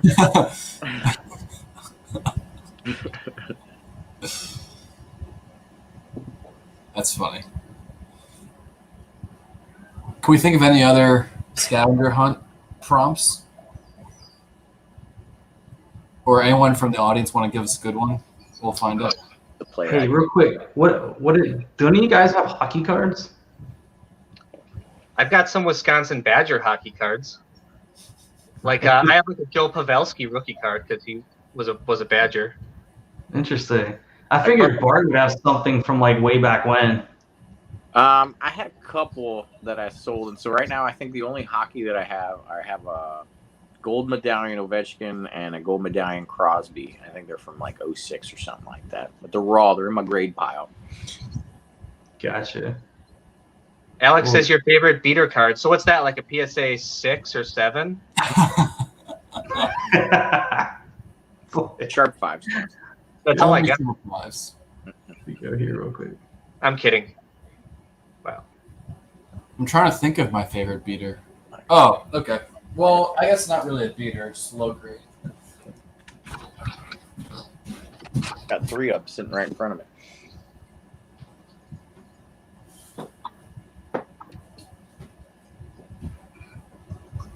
Oh, Trevor Bauer too soon. Pepino, that's your own Dodgers. You can't be doing that.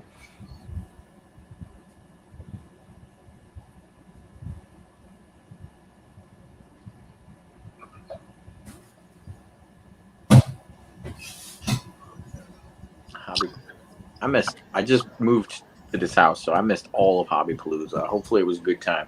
It was a lot of fun last year. Shout out to Mike for putting those on.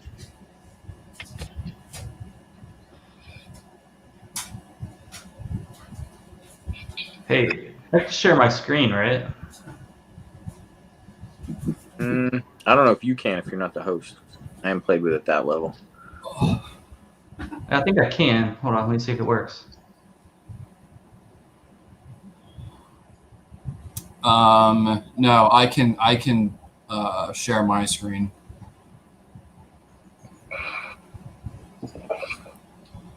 Do you have a scan of yours, Dwayne? Is that why you're asking? Yeah, yeah. Can you see it? Nah. No? Well, something's coming. There you go. That's nice. That's a clean auto right there. Yeah, so that's my beater. That's like I don't have any PSA ones because I just don't really buy them. But this is Johnny Luke. I got this from Card Cutter. So I bought the card, then he subbed it for me.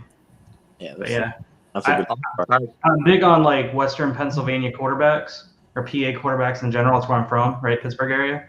And Lou Jack's one of those guys. So figured I would show that. Love it. Very cool. Yeah, cool. Let me figure out how to stop sharing. There we go. Sweet. Now I can share cards, guys. Awesome. Yeah. Without going upstairs. Scott, do you have your beater ready? I do. Go for it. Let's see it. You gotta put that away, dude. That's not a beater. It's Come a one. on. Who cares? That's like a 10 in most people's collections. That's all I got. If we're doing that, we're doing big guns.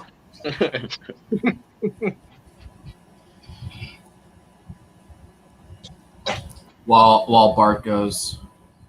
Oh, but that's an iconic card, Brian.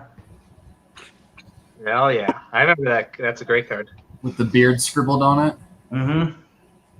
And Oh yeah, I love seeing it. And the massive stain on the back.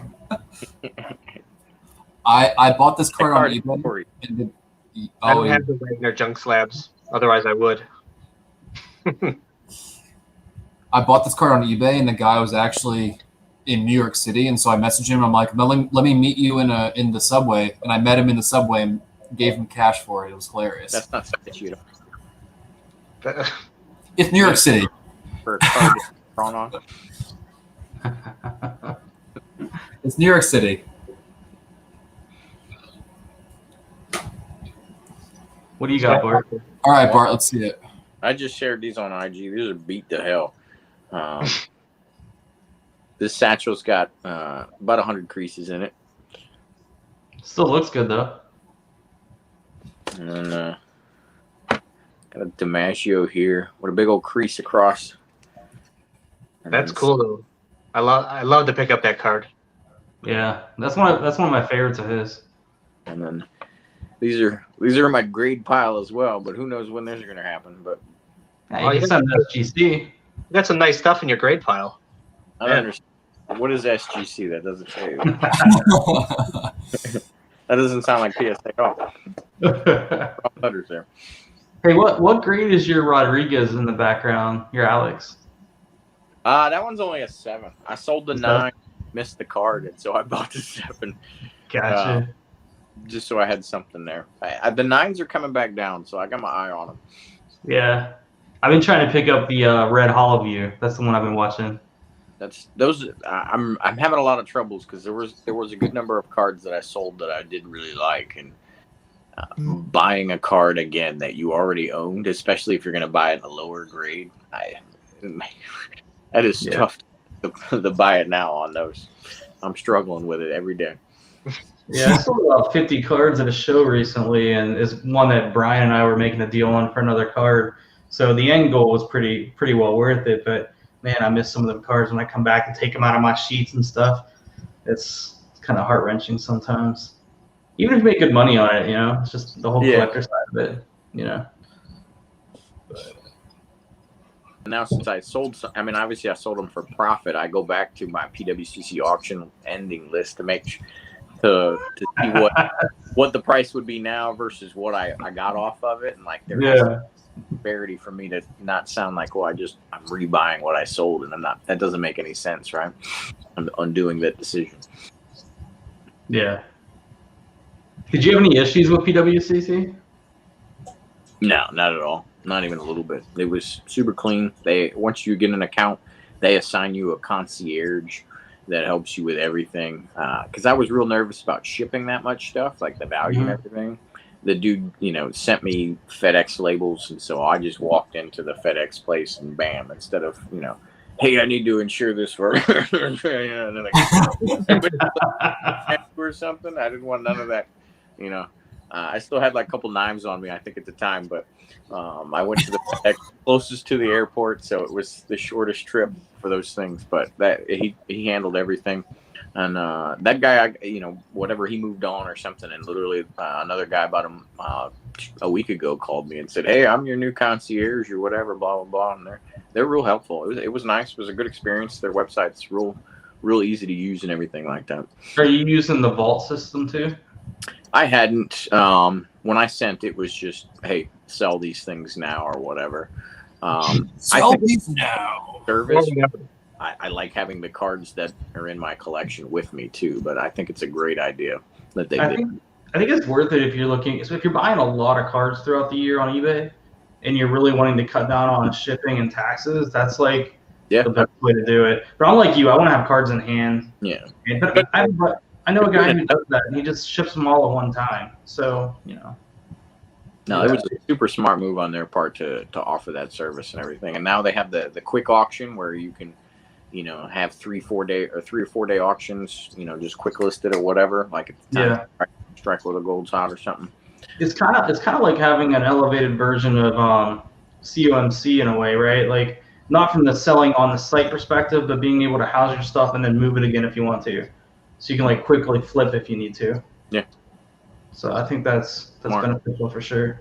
If you're gonna sell, you can send it off, and it's like, all right, well, basketball's hot right now, so let me sell the basketball ones, but keep the football ones in the vault. Yeah. Now, it's a great service. So they were good, and you sell big cards. They're absolutely the way to go because their cut on big cards is so much smaller than everybody else. Yeah, for sure. What do you mean by big card? Like over 1,000?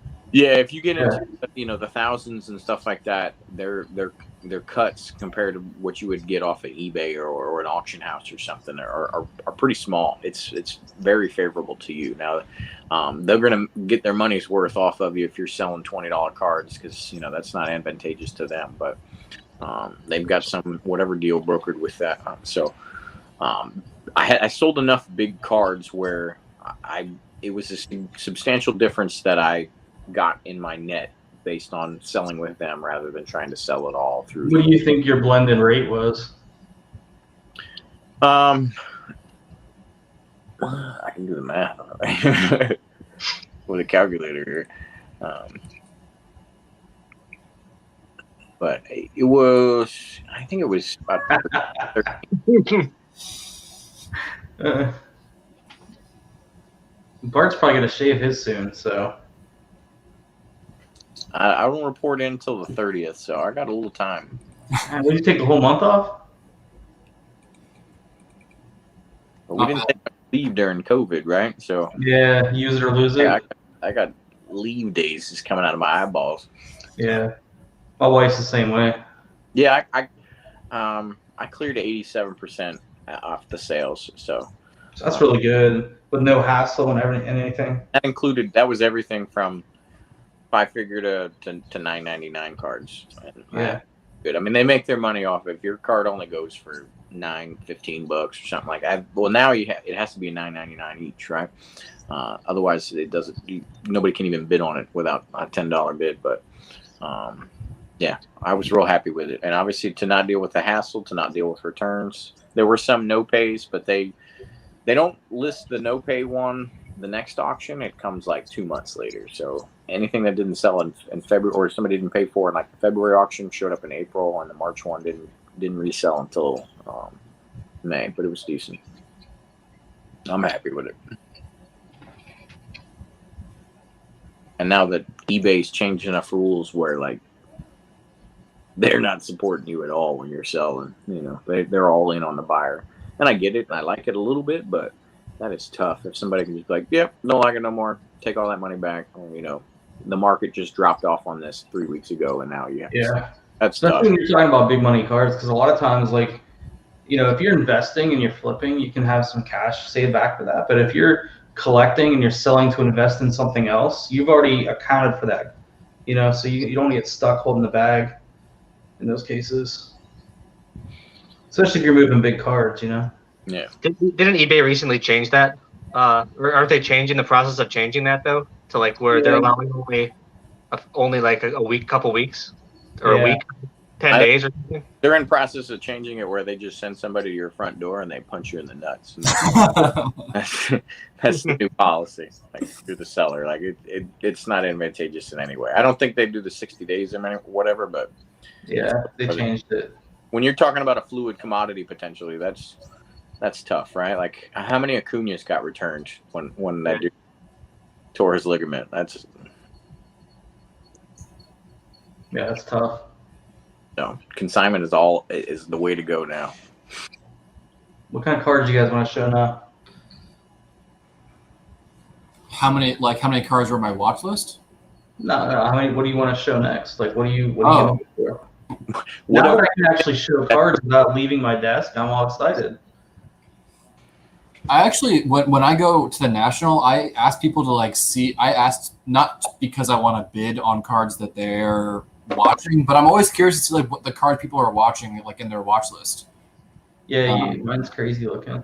It's cool. Oh, you want to pull up your watch list real quick and share it so we can see it? Yeah, let's go.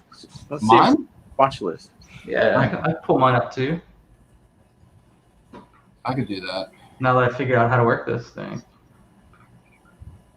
Me and Scotty both have the Thorpe from 55. In your watch list? 77 or 7 others, I think 7 or 8 others from 55 All-American. First, how many cards do you have in your watch list? That's what I want to know first. Got a lot. Whatever the limit is, I'm getting close. Not your save list, your watch list. Oh, I know. It's in the 200s typically. Dude, I've been sitting here talking to you guys and forgot to bid on a bunch of stuff. Oh shit! Because now that while that loads, sellers do so well in sending you those offers via email, like I watch that much more stuff. Yeah, I agree with you on that for sure. Because I'm interested in, I'll click 5 of that version of the card and see who sends me a nice offer. And if a week or 2 goes by and nobody sends an offer, I'll delete it out of the list or something. Yeah. I'll just wait till that page loads. I have a decently old laptop, so sometimes pages load. Like if they're huge, like a lot of data in the page, sometimes they take a while to load. I got 226 in my watch list right now. That's not bad. I got like 150. I'm right there. You only have 300, right? Is that what it is? It used to be 200, so it increased. It used to be 200. Yeah. I think I only have like 10 weeks off. But they're probably all like over 5,000 a piece. So I should take your empty slots and put them into my account. We could do that. Could work that out. Just send them. Hey, watch these for me. All right. I'll sell you some space on my watch list. Okay. So here we go. So I can drum. I have to bid real quick while we're on this. Drum red. Yeah, I just found out that I need to do the same thing. So I can't let that go. though. This you one? were all about those DeGroms, huh? Dude, there's a PSA 9 Gwynn rookie at 125 right now. I was like, I can't let that go for that long. This is stuff I have consigned with JT. I just watch it to see when it ends. Mm-hmm. finest I watch pools. a lot of stuff just to see what current things are going at, right? Like, so Yeah. watched it in the lax auction, so it's a mental pattern of what the cards are going for, so I don't have to look it up. I just kind of know it offhand because I've seen so many and watched so many. Yeah, just go to 200 or whatever it is they give you, 100. And this Anquan Bolden's about to sell for a couple $100, which is crazy.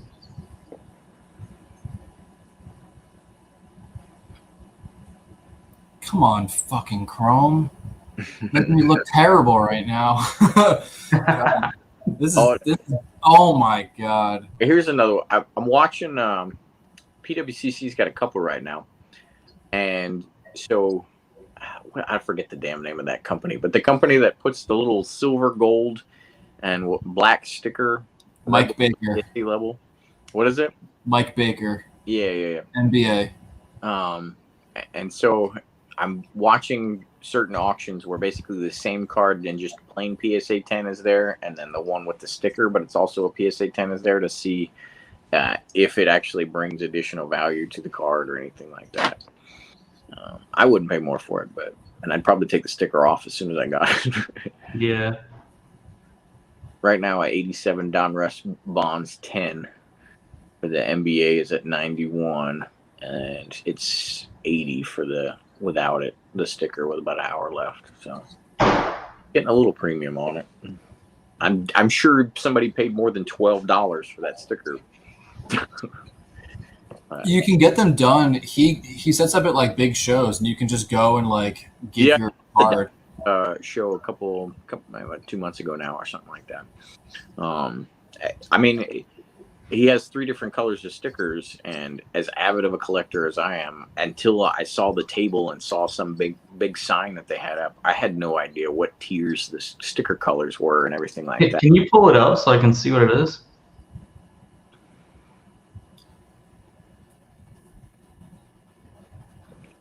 And so if the avid collector doesn't know, then your common people aren't really going to be affected by these stickers very much. Yeah, I don't even know if I know what you're talking about. I'll show you. And I mean, I know they want to deal in the high end, but an 87 Donruss Bonds is still an 87 Donruss Bonds. Oh, you're talking about those stickers that they put on the car, like the I feel and all that stuff. And so it's black, gold, and silver. And I didn't even know there was different colors. Yeah, I didn't either. I'd seen different colors, but I didn't know they meant something. But the black, gold, and the silver are the levels. You can put that on every card and drive pricing up for no reason. But to think that a PSA 10 could also have a black, gold, or silver, like, what is that, a 13, a 12, and 11? What are we doing? Mm-hmm. How much does it cost a sticker? I don't know. I don't know, actually.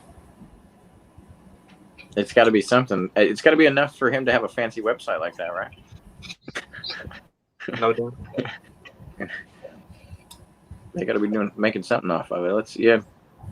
Is there a fees list there? Certificate rates at the bottom. Right there.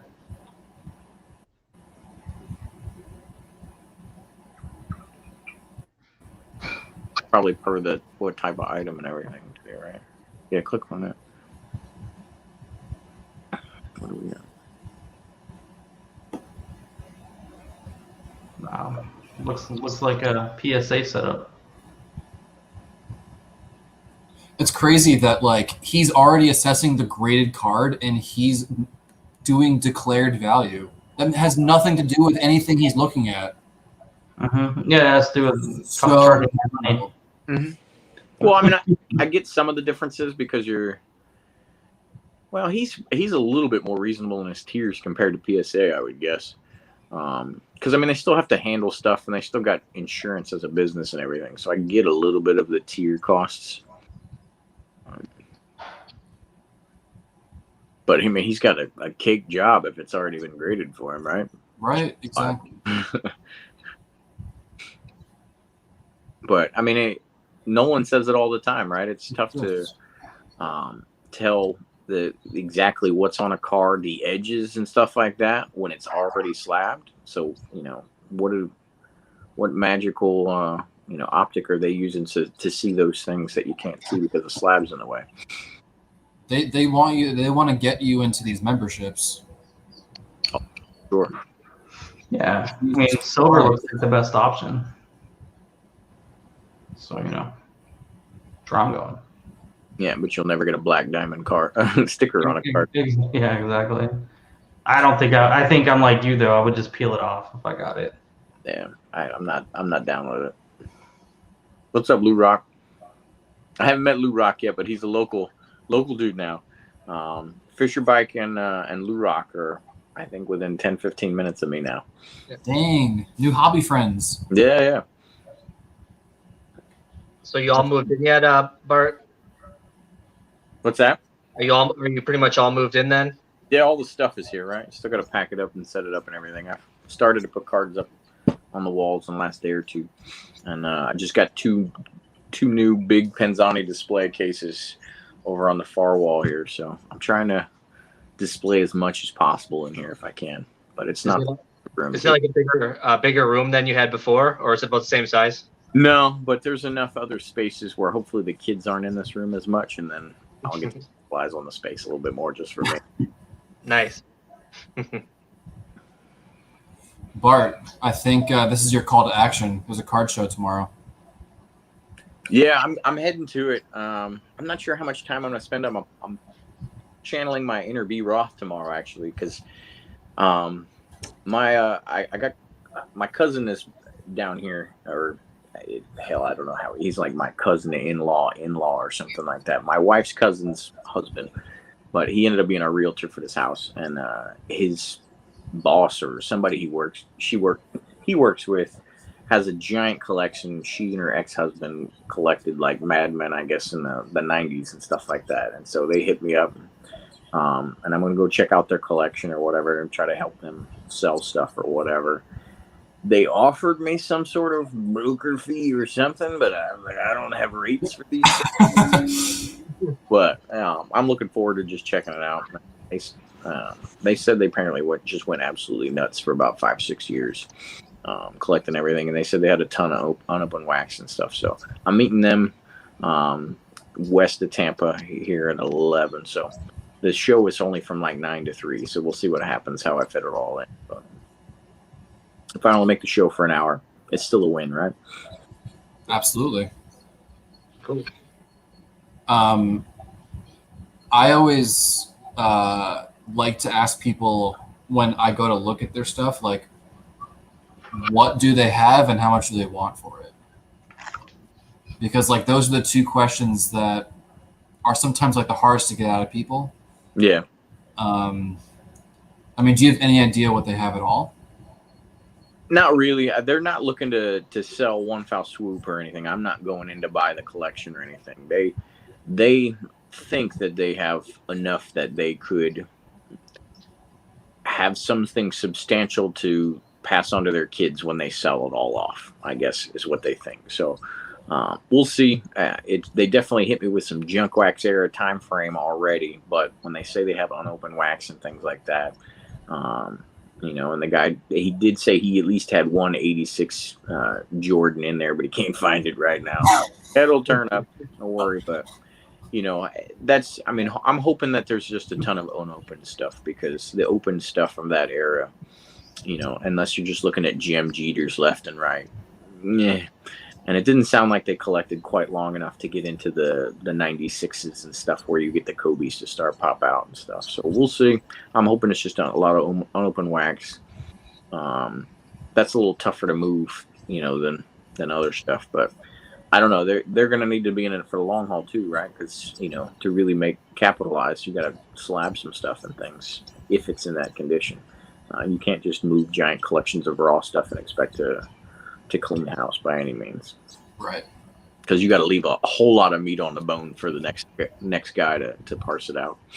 Yeah. So I'm gonna have to temper their expectations from the get-go and then see what happens. But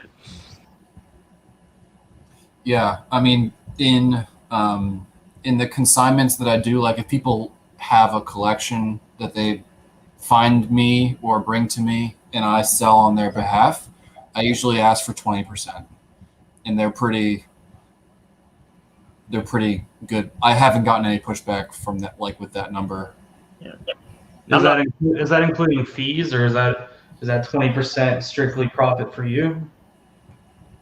It's 20% of whatever the net is. But I try to avoid eBay, so I'm trying like that, and Yeah. that's a selling point to them. Like I'm trying to minimize their fee, which maximizes their take home. So Yeah, I mean, because that's not bad. I mean, if you're going collector to collector, a lot of times you're at like 30%, right? So you're Yeah. still up 10 from where you would be.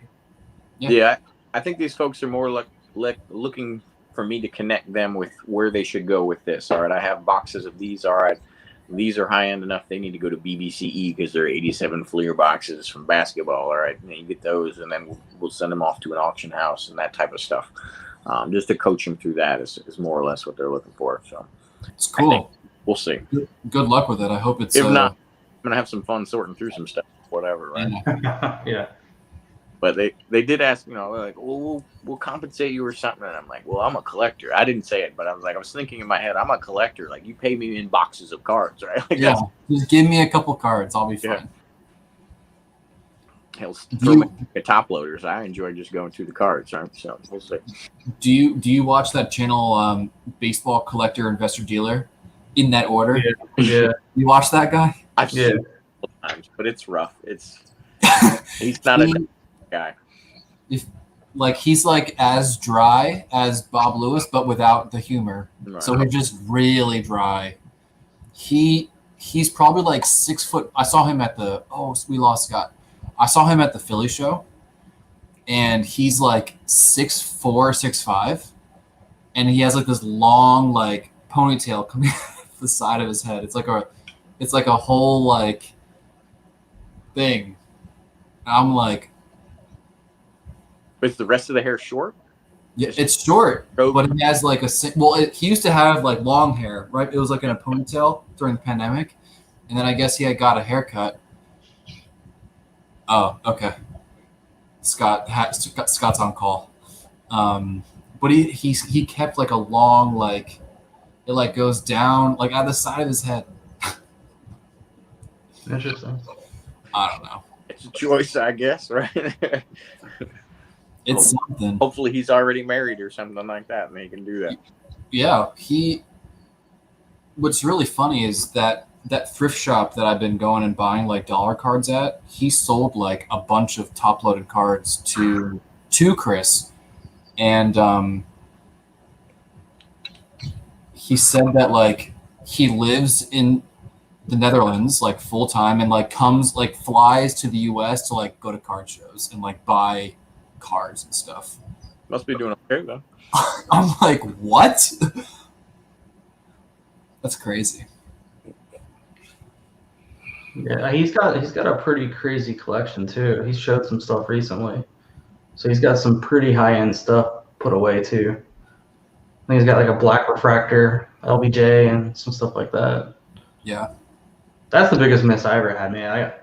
I remember the thought process when I was looking. I had sold some stuff, and being from Pittsburgh area, I wanted a Clemente. That was like something I've been wanting for a long time, and I was like, you know what? I can buy a Clemente or I can buy a LeBron refractor, right?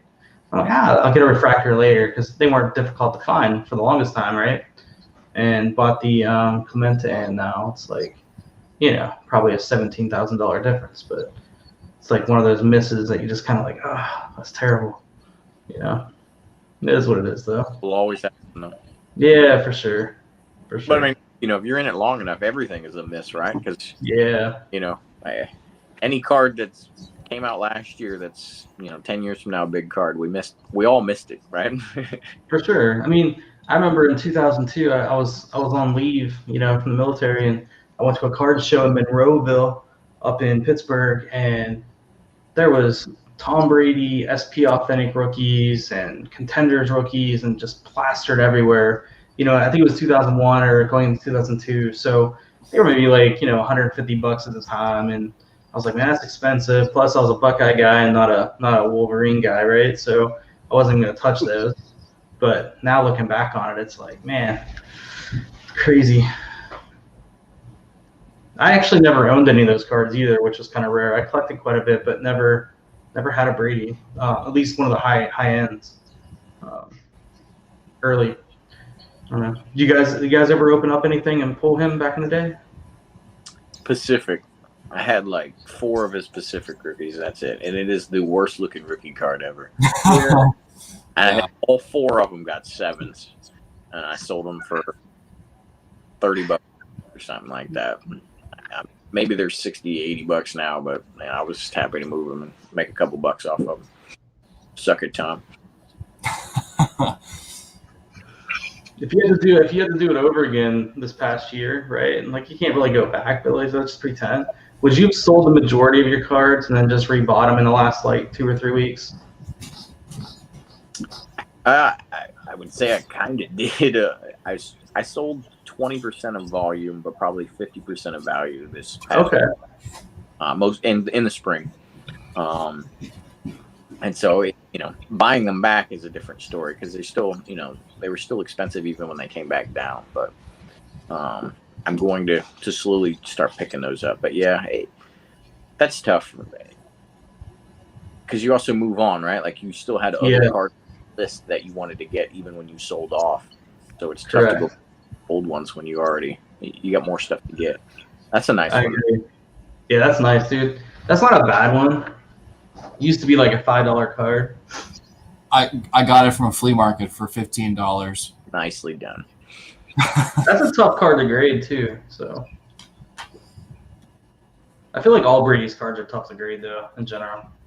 Yeah, there's nothing easy about these toilet paper cards. They're so fragile. Lou, you're right. The 92 Mariano is probably worse than that 2000 Pacific. It's shit card. I love that card. But 92 Bowman's, nobody ever knows any of the other cards in that set, but they're all hideous. Chipper Jones is terrible. Manny. Yeah, Manny. Frank Thomas isn't good either. And somebody in Bowman just thought they had the greatest idea ever that year. Like, we're going to do Piazza was pretty cool though. I like the Piazza. Reach into their lives and show them something, a side that people don't see. No, you missed that book. The Cliff Floyd, I like the Cliff Floyd too, where he's dunking. I haven't seen that one. I have to look that up. You haven't seen that one? Mm-mm. That's like one of the most iconic cards from that era, dude. Because he, obviously he didn't play up to his potential, but like he's like doing the Michael Jordan dunk. It's like an Air Jordan pose. Yeah, it's really cool. It's pretty cool. I bought the card. Baseball at the time, so I had to back some of those. I wanted that Mariano for years, and I just couldn't. I couldn't pull the trigger because even a 10 at the time was like a 40. I'm like, I can't spend $140 on this card. It's just hideous. I know. And now I regret not getting it. And then the auto of that card recently has been on fire too. He's been doing more paid. I sold it anyway for $500. And exactly. Profit or something. So I'll probably still get a 9 at some point, but. So he's still a first ballot Hall of Famer, and somehow they picked that card. But I like the Pedro Martinez from that set though over his 91 upper deck that he has. Yeah. So that's one that I kind of prefer. But you're right. There's not a lot of other cards in that set that are, very good looking. And then the gold foils that were in there. Football had those gold foils as well. Mm-hmm. They did not come out well most of the time. Yeah. Chipping and everything else. Some of them, if they got humidity on them, they literally look like they started to rust. Mm-hmm. That's like the 99 playoff contenders. Those cards continue to look like they have like water inside of them. They're just like, how it looks like you rinsed them underwater. Yeah. So super hard to find those. You'll see PSA 10s that just look terrible because of that. Then you see some that don't have any issues, and it's kind of like, what's the deal? And I know it has nothing to do with storage. I store my cards like super, super well, right? Like I use ventilated system, everything's set up. It's humidity, everything's taken care of. And I still had cards from that set that kind of wore, and some that didn't. So I don't know. There was tons that were just so fragile. There was no hope. There's some mid '90s, like some skyboxes and stuff. I know for the football ones anyway, but I'm sure they made for the other sports. And I mean, it's the foils are literally oxidized. Mm-hmm. What was gold is now like this tarnished brass or something. Copper, yeah. It's terrible. And stuff. And then Playoffs, all the playoffs from the '90s just stick together like there's no tomorrow too. in the early acetates, or some of them turning like a goldish color. Yeah, yeah. I think it's funny. You go to eBay. Like I love the Dunkin' Go Nuts, the ones that are from basketball, Yeah. and people will post them, on their gold version. And it's like it's not really a gold version, But That's terrible. yeah. What an idiot. That's funny. I just sent a rice one not too long ago that got slapped, and they still gave it a 9, and I was expecting a 6 or a 7 just based on how yellow that thing was. I couldn't believe it. Yeah. I don't think they really deduct on the yellow, to be honest with you. At least They if they do. Do they? They should. Yeah. That card a 9, but they really should, because some of those cards, especially if they were, within 20 feet of a smoker or something, they got yellow, brown. Nasty cards. You got to. I mean, I don't know what you count that as, surface or something, but you got to deduct some points for that. Yeah. Well, I mean, they don't do it for the chrome and the greening, I guess, too much either, do they? No. I don't know though, because the majority of the ones I've seen have already been green and been slabs. So it's like I haven't submitted anything that's green now, so I don't know. Yeah. But what if they turn green in the slab? Well, they do turn green in the slab. That's the point, though. Yeah, I think people make too much of that one though, because I had a Kobe 10 chrome, and something when I was selling it, somebody was like, "Oh, it's got some green or something," and I'm like, "I really don't know what you're talking about." And then I finally went to a card show, the Dallas one actually 2 months ago, and I saw enough Kobe chromes, and I'm like, "Oh, that is green." Like mine had nothing to do with it. I think the guy was just trying to nickel and dime me or something. I didn't sell to him, but there's some legit green ones out there. Mm-hmm. I think they call that hulking when they turn green. Mm-hmm. I like it. That's a better term. I dig that. And it's more it's really common in a lot of the 90s stuff though. Like you're seeing it more and more, like even not just the 96, but like throughout that whole era right there. And Finest is kind of doing the same thing. You're seeing it a little bit in Bowman's Best. So like it's continuing through whatever they were using to make those cards. Yeah. Speaking of Finest and acetate, I've seen some of those are just fading altogether, right? Like the whole card. I got one somewhere close by. Dropping everything. No, wrong file. But there's like fan favorites of football. I don't know if Scotty remembers those or whatever, but they're like pinkish or whatever from 95 Finest. And, I got some that, damn near faded away. And what was it? Score Inscriptions? It was a popular. Yeah. The autos and the pictures are just disappearing off of them cards. I don't remember those for some reason. They're like kind of like an acetate card. I know I got one here, but I think like Brett Favre had one, Emmett, Barry, a few others maybe. Okay. Maybe What's that? Maybe if I see it, I can remember, but I can't remember. Yeah, you will. You'll remember. Check this out. Speaking of fading away into nothingness. Yeah, that's brutal, dude. Look at that auto. It's awful. yeah, that's terrible. Gotta go to paint pens, man.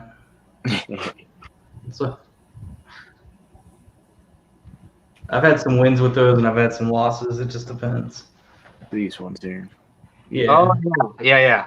Yep, definitely. Do you have one of the auto score things we were talking about too? Not readily available. I got a Jerry Rice one, and it's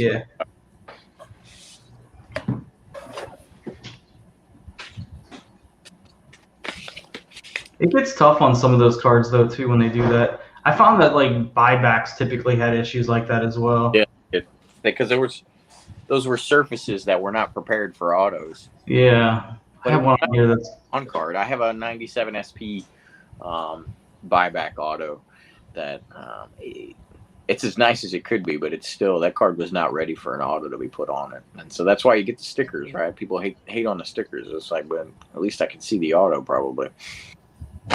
Here's one of my favorite cards, but it had the same issue. Scott, Jesus, man. Disturbing your dog. Yeah, so this is Bailey. She's about a year and a half old. She has no idea what's going on. I know. She's like, I was sleeping, man. She's always sleeping. All right, I'll take her back. That's awesome. She said hello. There you go. Lay down. So this is one that I had here that super hard to see the signature in here. But one of my favorite sets. Then to have the auto is pretty cool. Oh, okay. Yeah. But again, those buybacks, man, they're tough.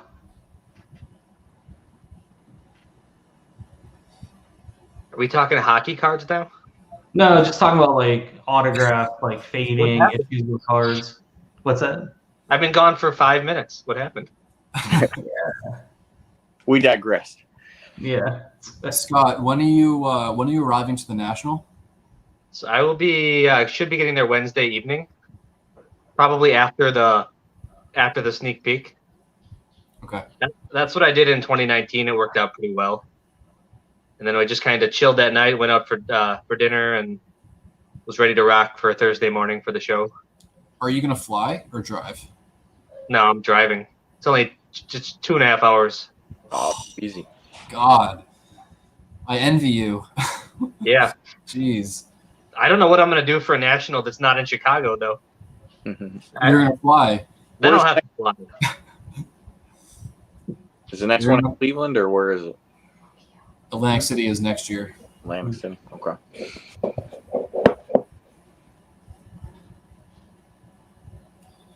Yeah, so that's my plan. Drive down. Probably going to stay through Saturday afternoon, probably. Then I'll probably head home. Did you buy your tickets? I did. So I bought like 3 one-day passes, basically. So save a couple bucks or whatever. Yeah, you got to buy them ahead because at the door, I think they're $3 more at the door than they are online before the show even starts. A lot of people don't know that. I tried to have Brian give me some autos while he was there, but he wasn't that good of a friend. So I'm only there 4 days, Dwayne. I get 0. You get 4. So Yeah, you get some Greenberg mode, and you Actually, only 2 days that Signers there. So Friday, Saturday. Yeah. Actually, Thursday. I'm there. All right, I'm there 3 days. It's all right though. There's a lot of companies doing it, so it's no problem. Oh, You know. the legend. So Scott, if you had to pick like 3 cards that you're looking for? Because I know last time you had a list, and you sort of stuck to it, but you sort of didn't. Like, what's on the list this year?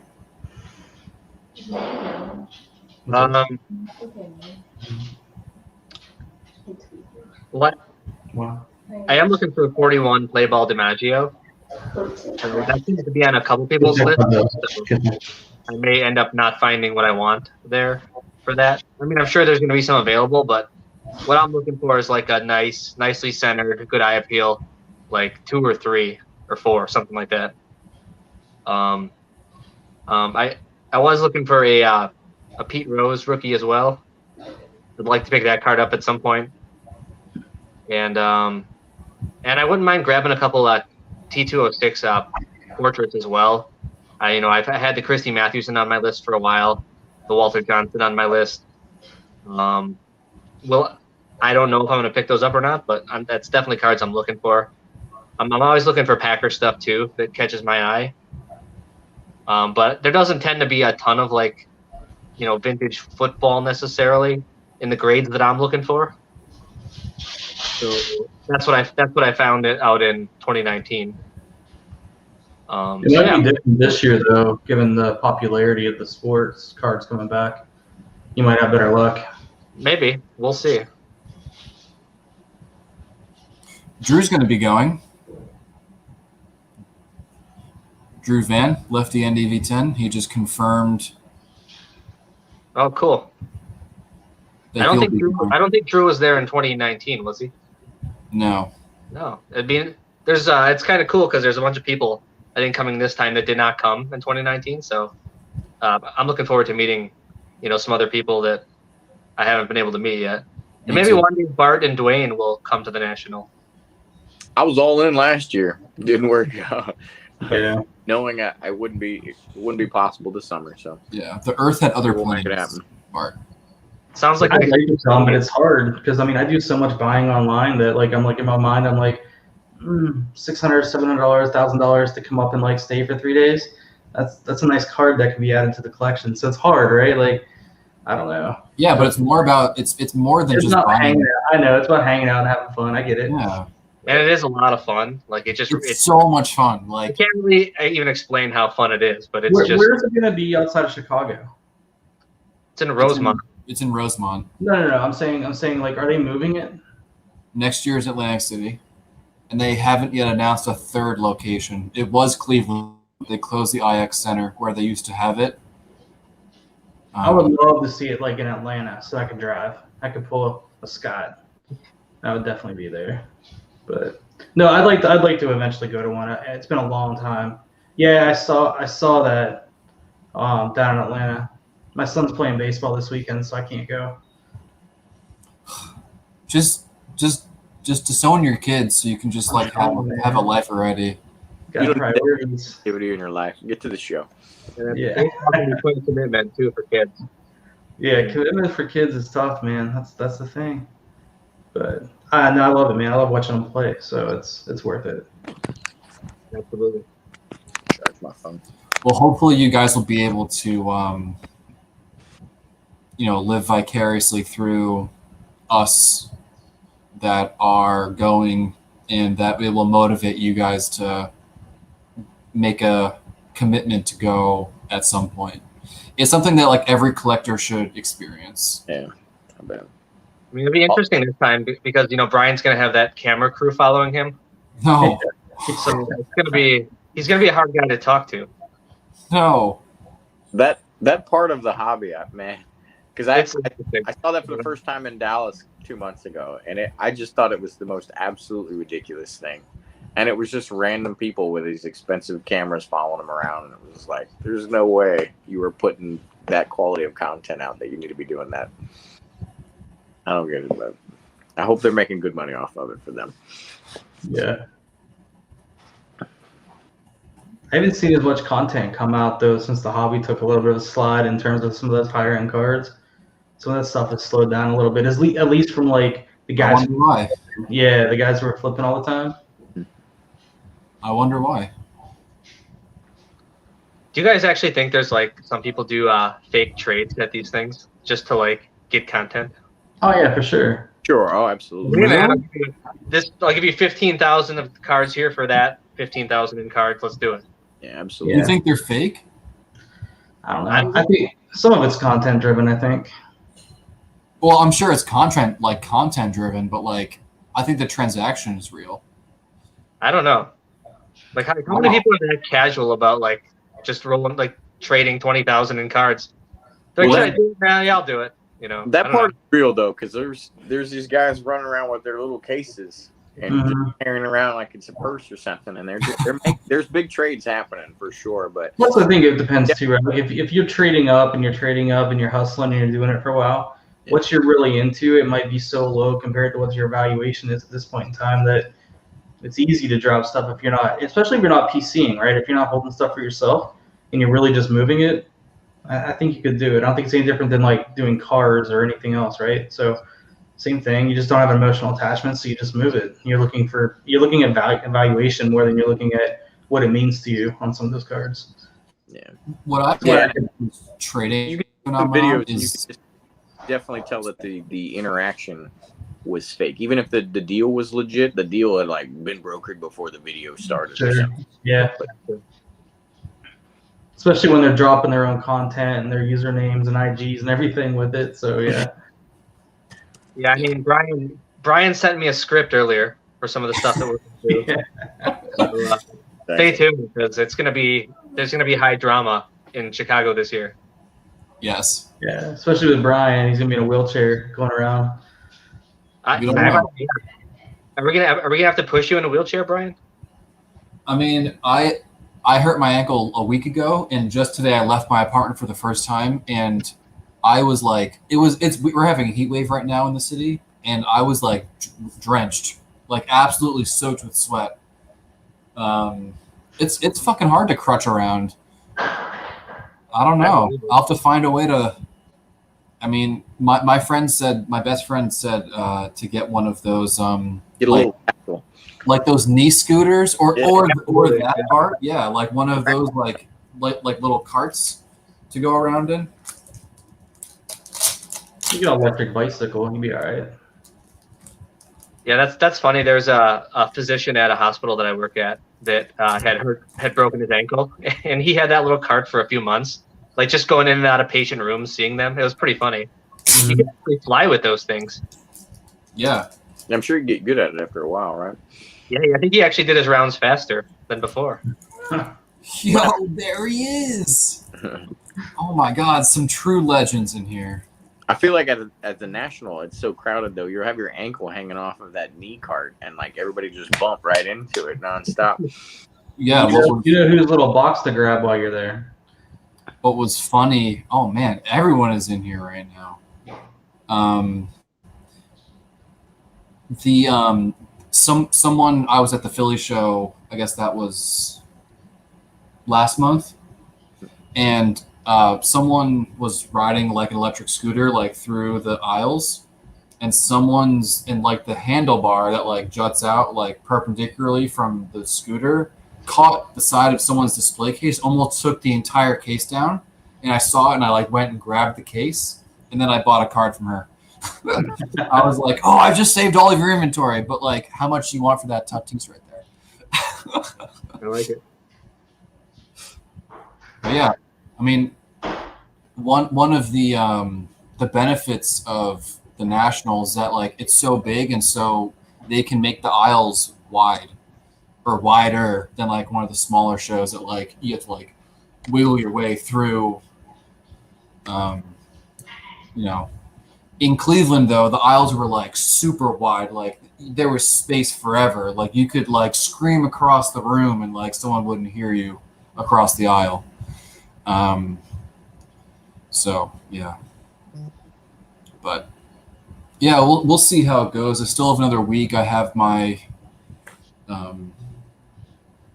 my routine ice on and off, Epsom salt soak for 30 minutes a day. Aleve, like all that stuff, staying off of it. So we'll hopefully, I don't know. I don't know what's going to happen, but hopefully You're getting a little old to play pickleball, man. You need to cut back. Dude, someone came under the net, and it was not my fault. I fucking cursed him out, though. I was so mad. I knew it happened immediately. Like, I was blocking, and I came down, and I rolled it like that, and I felt it like pop twice, and I knew it immediately what happened. I was like, "You goddamn motherfucker!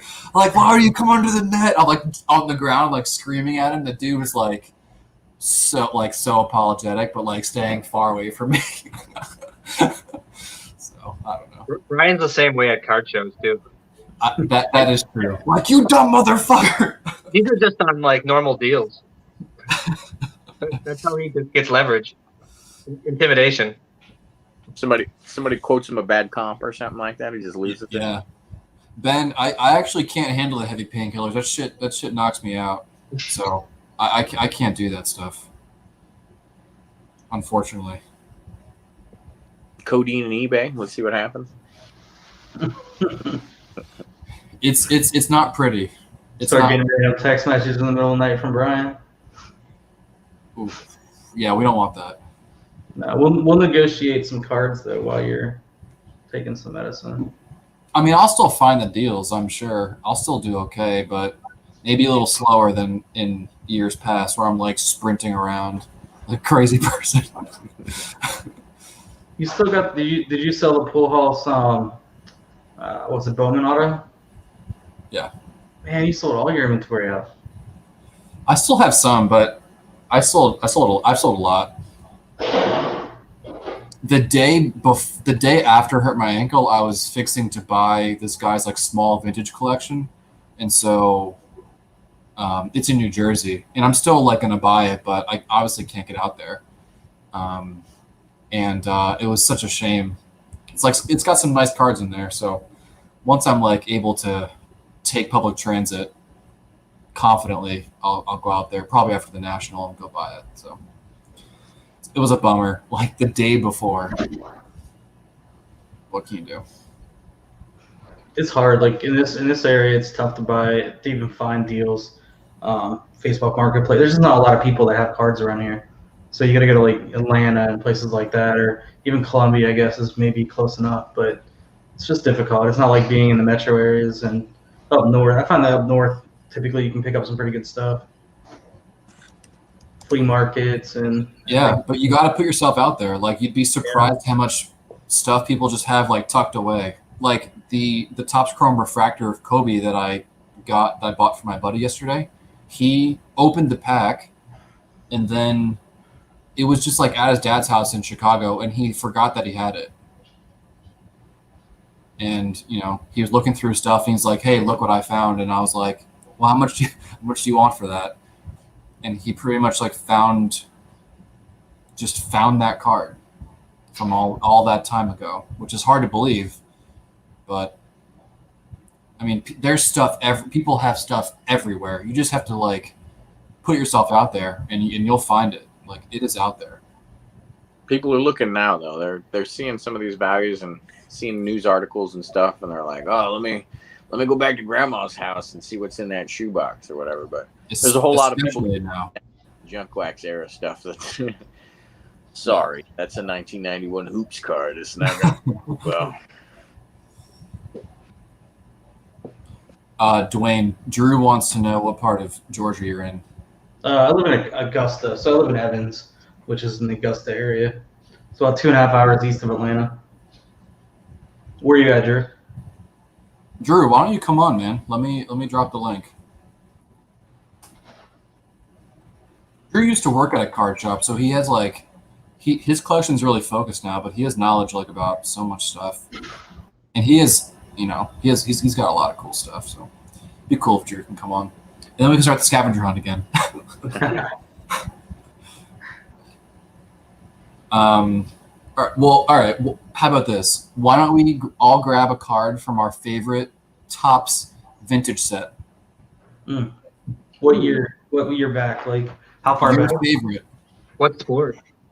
Does it matter? Your favorite. All right. Favorite Topps vintage set. Okay. Favorite Topps vintage set. Okay.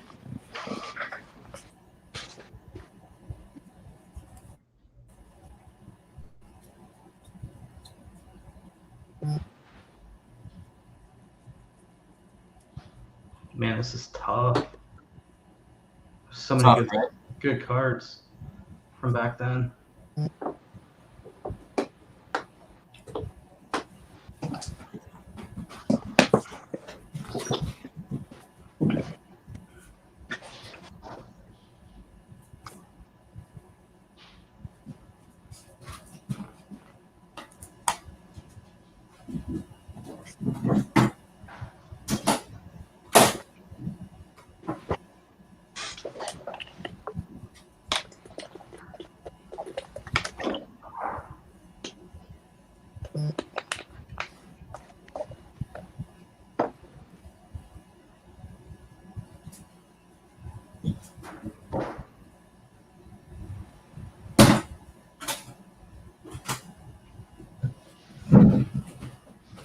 Oh, fuck.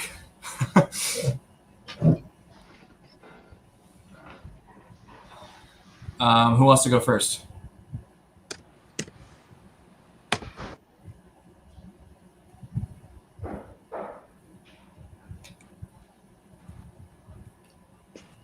go first. It's already showed a 53 tops in a baseball and a 56 tops football. Somebody already brought it up, so I went 55 tops All-American. Love that set. It was the first set I actually started collecting, but I had a hodgepodge of BVG, SGC, and PSA before I knew what the hell I was doing. So I sold most of it and pared it down. I still say one day I'll probably finish that set. It's only 100 cards, but I'm only 7, 8, 9-ish into it right now. So the two top cards in that set are Thorpe and Grange, right? No. Thorpe, Newt Rockney, Don Hudson, and the Four Horsemen are the big ones there. Mm-hmm. For some reason, I thought Grange was. He's in it. Autogram, Luckman, they're all in it, but those aren't the big ones for that one. Do you have the Hudson? Mm-mm. Still on my list. Got to get on that one. Yeah, I know. Drew just showed a 52 tops spawn and a 7. That's nuts. I swear Van Gogh made that spawn. I like the card a lot, but I don't know if his face really contorted in those ways. That's funny. Where are we at here? That's a good one. Spawn was an interesting looking dude. Him and his buddy Eddie Matthews. Yeah. You're gonna be haunted by Eddie Matthews now, Bart. He's gonna like come back from the grave and like knock over every card in your display except for his. I always laugh at his cards. I mean, he just looks so dumb. He seems to have a really long neck in his cards. I don't know why that is. Big protruding brow, recessed eyes. Like it's just that's a cake man. There you go. There's mine. That's a great set too. Love Yeah. it. I mean, being from, like I said, I'm a Pittsburgh guy, so Clemente, this is like one of my all-time favorite cards of all time. So, quick backstory. I was probably like 12, and I had this friend that was a dealer. He's like 20 at the time, 22, and I used to go around shows and deal for him and trade, right, back in the day at the shows at the mall and things like that. And that's when he had the 4 screw holder cases, right? So he's like, he gave me a Clemente card. It's the first time I ever seen one, ever got to hold one, and a bunch of other stuff. And I'm walking through, and they have the water fountains that are in the middle of the mall. So yep. Some dude bumps into me, and the card goes out of my hand and lands on the ledge, and is just spinning and spinning and spinning. And I was able to get it just before it fell in the water. So, I mean, from that moment, I was hooked on the card. So it was like, when I got older, I picked it up. But, yeah. Talk about your heart skipping a beat. Yeah. No kidding. Yeah, that's a beautiful set with, the Koufax, Clemente, Killebrew. Nice. Like my favorite card right now. It hasn't left my desk. I haven't put it away yet. I just can't. I can't. What is that, a 5? Oh God, I wish. It's a 2. Dude, I can't tell it's a little cloudy. So yeah. Sharp. Polar bear's good. That's a sharp 5. And it's such a nice card.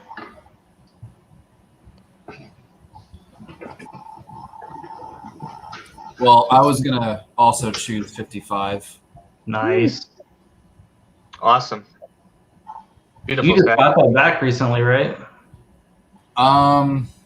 That's a sharp 5. This is a sharp 5. It is a sharp 5. This is a sharp 5. But I also love 59. Man, that's beautiful. That's a card I missed the vote on for sure. Send that thing to PSA and sell it to me. I need one. I might. It's on consignment. It's probably a 5. Maybe it's actually a pretty nice card. I would say 5 or 6. Drew, you got some nice spawns, man. Those were some of the earliest things I picked up whenever I sold out and started buying vintage, was Warren Spawn cards. I think I'm number 4 or 5 on the registry, but I haven't really focused on it in such a long time. Just buying Tito 6, but I've got I don't know a ton. I mean, a lot of oddball issues and just pretty much everything. Where are you at in Georgia?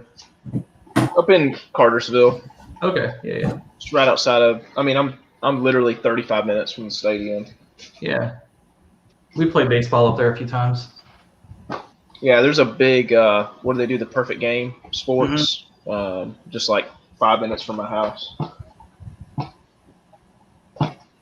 Scott, what about you? What's your favorite vintage top set?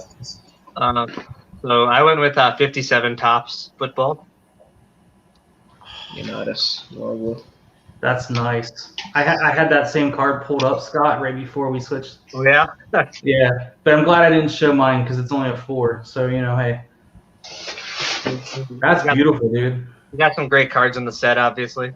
Yeah. Man, what a beauty. That's a monster there. That's an insane card. You just don't find them looking like you just don't find them like that. You just don't find vintage football in the wild. It's just not out there. The vintage football we would get in the shop, it'd be like, for every 50 vintage baseball collections we'd get one vintage football. Hey, make it rain! Hey. Finish the. I actually was going to do the Packers team set for 57 Tops. I have 3 more to go. I've been on that for about 18 months yet. I haven't picked up one. I'm trying to do the whole thing. Hey, make it rain! Yo, bring those to the National. I'm sure you can. I need to. Just do it. I opened one. I'm waiting on PSA to. Is that Moltres? Yeah. I have 0 knowledge on Pokemon. Moltres is my second favorite legendary bird. Hey Scott, do you still have your green cob? I do. I have it right here. That was a good buy. Is that a 150 Piedmont? This was my beater card that I showed because it's only a 1. Yeah, I think that was before I got on. What is it, a 150 series, or it's not a 3 with that color, surely? 150. Yeah, I could tell. Scott, what did you pay for that car, if you don't mind saying? I know you may have said before in one of your videos. I want to say around 28 maybe or something like that at the time. Yeah. I mean, these have honestly, now, these have come up a little bit. I don't know that they've come up like crazy amounts like some cards, but Yeah. What grade is it? It's a 1 or a 1.5? one. it's a 1. That's a really premium one. I'd say It's that's like probably 4. 45, maybe. I bet you could get 45 for it. I kind of had it like 4 to 45. So I mean, I nicely bought one. centered. There's some creasing in it. It's nicely centered. Gorgeous. That's a gorgeous one. So yeah, super happy with it. I mean, yeah. How could you not be? You couldn't not be. You could not be.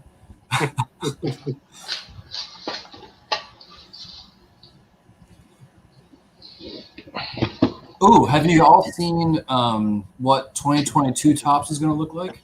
I really like it. I'm not. Brought the regular orders back. That was nice. It gets a thumbs up for me. Little Ulysses S. Grant action. That's cool. What year is that from? 1887. Holy crap. What set is that from? It's the original it's the original Ginter, but PSA. This is an old label. They have it cataloged as N222. Okay. Is that the one that has like the O'Keefe and all that stuff in it, right? That one is Good One Champions. Good one. There you This go. one, same year, basically. Those are really cool cards, though. You guys watch Tan Man baseball? Yeah. He's got some really cool stuff too that he's ended up picking up. I think he had a set. He transitioned from being like the world's largest Jose Canseco card collector, and he sold everything, and then now buys like these enormous vintage cards. Like, Yeah, and he sold a lot of Jose Canseco now too. His customs though are next level, dude. Like amazing. Yeah, they're awesome. I followed him from like a baseball card forum like way back when, like the new Beckett message board. I got some cut autos I need to send him to get some cards made.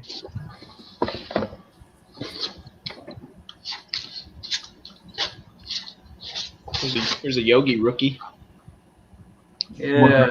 What grade is that? I've been looking for one.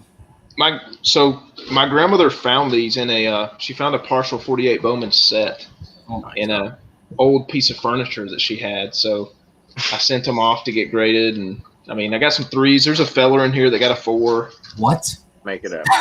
What? That's crazy. Yep. Grandson, I mean, just let's go. In like what? In like a couch or a chair or like? It was an old desk. Yeah. It was an old desk. There was no feller. I mean, I'm sorry. There was no Spawn and there was no Musial. So the 2 biggest names were not there, but everybody else was there. So, I mean, I was happy to get the Yogi and a 3 and a feller 4. It was just totally random. She gave them to me when I graduated high school. She just found them in a drawer. That's insane. It's kind of like finding a Giannis in your toy box. Yeah. That's a cool one. I don't know. That card's going up and down, and I think it's way down right now, but it's. I think it topped out around like $400. It got up to like 600. That's stupid. Yeah, that's dumb. I've been trying to find a nice Yogi Berra Bowman. They're like sneaky expensive. I'm sure you bought that, Drew, for like $50 back in the day. I bought that at the last national from Ryan, RBI Crew. Oh, really? What did you pay for that? $150. Yeah, I'm sure. Not the last national. The last one I went to, like 2016. 15 We were or at the same 16. show then. I was at that show. Hey, did you guys see the post where Beckett just dual graded 22 straight 9.5? Saw that card with an auto. No, I don't know what you're talking about. Yeah, it was on. I think it was on Facebook, but there was 22. They weren't consecutive. It was like there was like a 3-card gap in there, but 22 Griffey 89 upper decks got a 9.5, and there was 2 9s, so out of like 24 cards, and then they were all autographed. Crazy. Wow. Either you picked really good cards to submit, which I still find hard to believe. That ratio just doesn't add up for me. Because I've seen guys submit like 50, 60 of those on YouTube to like PSA, and there's no way you land that many clean There's cards. like they get like 6s and stuff. Yeah. So people think it's like there's fraud in there, like that. Yeah, so that's kind of the consensus, right? Like either they held all those cards back and had one person grade them all, so the numbers are close, but how many people are submitting that card auto at that level? Like, you know what I mean? That's pretty rare. So, yeah, I don't know. Who knows, right? But I wish I would have sold this one when it was hot. Yeah, I have that same card. I saw what they were going for, and I was like, man, I think they topped out around like $500 or $600, and I was just digging around, and I was like, I don't need this card for $500, and then I think they're like $200 now, and I was like, I'll just keep it for that, because man, I picked this thing up so long ago. I probably paid, as a matter of fact, I know I paid under $50 for it, and I was like, for $500 I'd let it go, but for $200 I'd just rather keep it. Yeah, I think I bought mine for like $30 at the time back then. That and the Rodman. My old LCS that I worked at, we had a box of that. We would sell packs out of for like $18, and it's like you either pull him or Rodman or the Jordan, and I think was it Stockton's second year? No, it's his rookie He's year. rookie. Is it his rookie? Not Yeah. technically, right? Because it's star card, but Yeah. yeah, it's considered his rookie. That card was actually getting upper close to 200 there for a little while too. I mean, there's hardly any 10s. A 10 of that card is like, Yeah, $1,000. Yeah, a couple months ago. I sold all my extra Reggie Millers and Rodmans. They were all like SGC 8.5s. I think I was getting like 180 for them, so I dumped them all, which I thought was a good deal.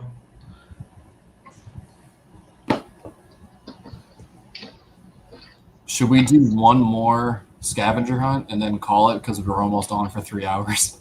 Dang, I came on late. Sorry, man. You got to put in the Facebook group next time, Brian. I did. Oh, my bad. I know. It's okay. We'll hang out. We'll hang out in a couple weeks. Drew, What year are you thinking? Do you know, Drew, what days you're going actually? So I'm probably gonna fly in Thursday morning and then leave Saturday night, like late Saturday. Okay, cool. So just hit Thursday, Friday, and all day Saturday. And It's pretty much my schedule too. Drew, if you don't have your stay plans, you should hit up Ben, see if he would room with you. Okay. I think I'm friends with him on Facebook. Yeah. Schneider. Yeah. Because I know that he was looking for someone to stay with. All right, Drew. Why don't you send us out with a good scavenger hunt prompt, and we'll all go find it. All right. We're gonna go. Have you guys done 62 tops? I don't do though if I have a 62 tops. I gotta look. Hold on. Oh no, my bad. Okay. No. It's all right. I just gotta look. Yes, I'm good. I'm covered. We talking football or baseball? Either one. Got both. 62 tops has some good football. One of each.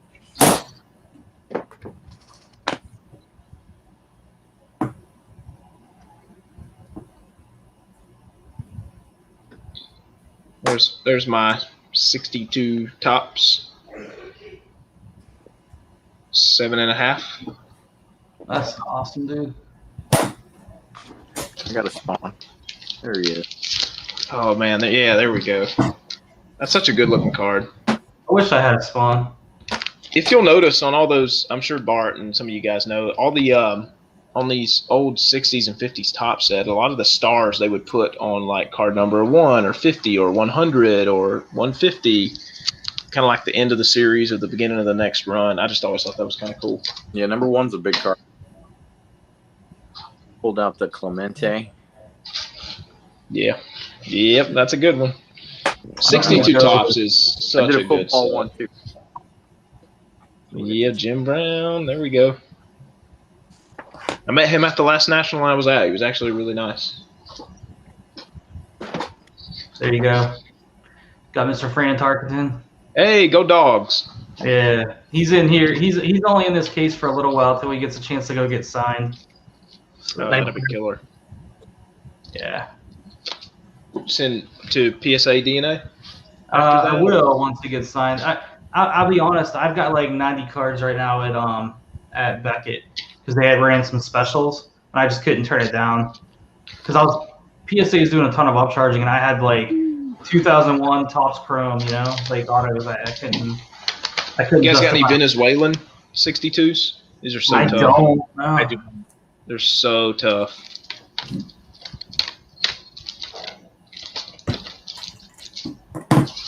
Nitschke.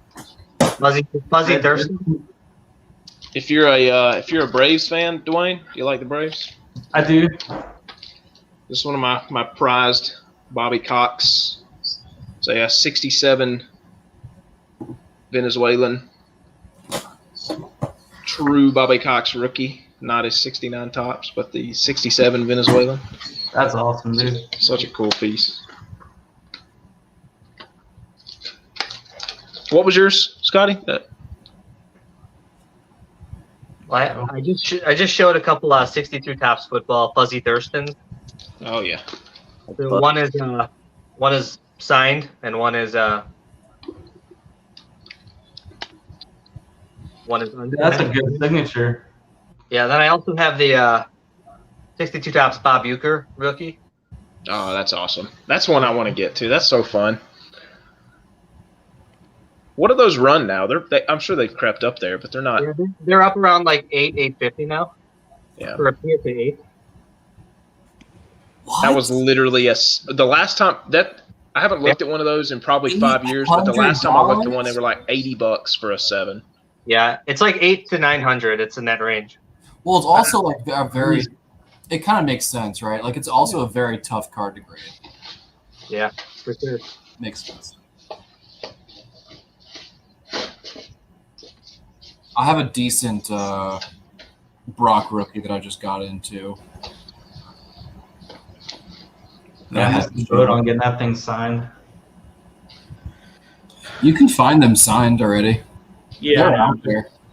he did a lot. He was a good signer. But the prices have gone up quite a bit. Same thing with like Phil Negro and those guys. Like it's Paul Hornung, same thing. Hornung, you can get him every day, all day, and you know. Reminds me of the Michael Wilkie, Paul Hornung song. Those are old times there. I don't know that song. Me too. Scott, you got some Farg autos? Farv autos. I have one Farv auto. I think it's a dual auto with the Amon Green from That's right. like 08 Ultimate Collection or 07 Ultimate Collection. Yeah, that's right. You showed that recently, I think. I did, yeah. Yeah. That's the only one I have, I think. He's got a signing coming up. I think it's local to you too. So not too far anyway. Okay. Cool. Well, thanks all for jumping in. This was fun. This is like a good way to like kill a Friday night with nothing else to do but watch the Mets lose. So The last score I saw on the Nats Padres was 24-8. Serious. What? Not good. I think the Brewers won. Yeah. I think they won 11-5. Yeah. 24-8. Soto had 2 homers though, so I'll take it. That's a football Ooh. score. Crazy. Who?